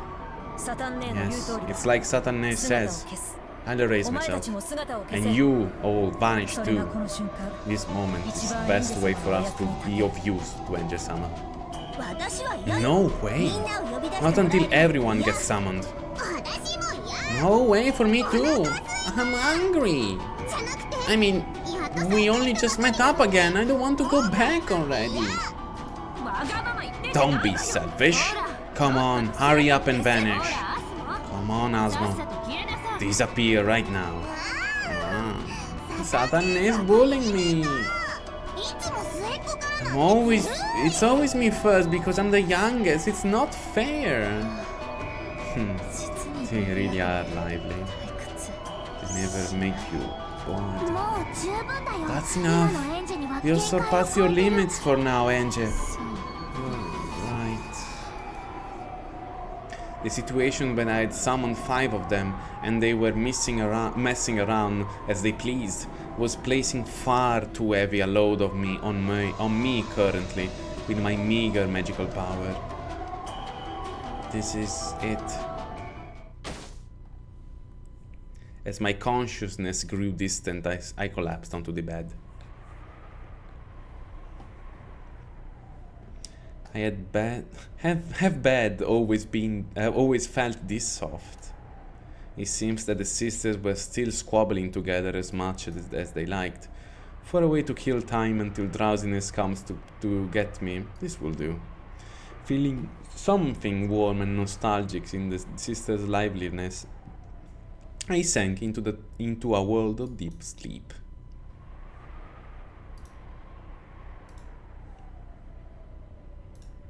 At the entrance to my dream world, I felt Maria Nechan and Saktar waiting to receive me.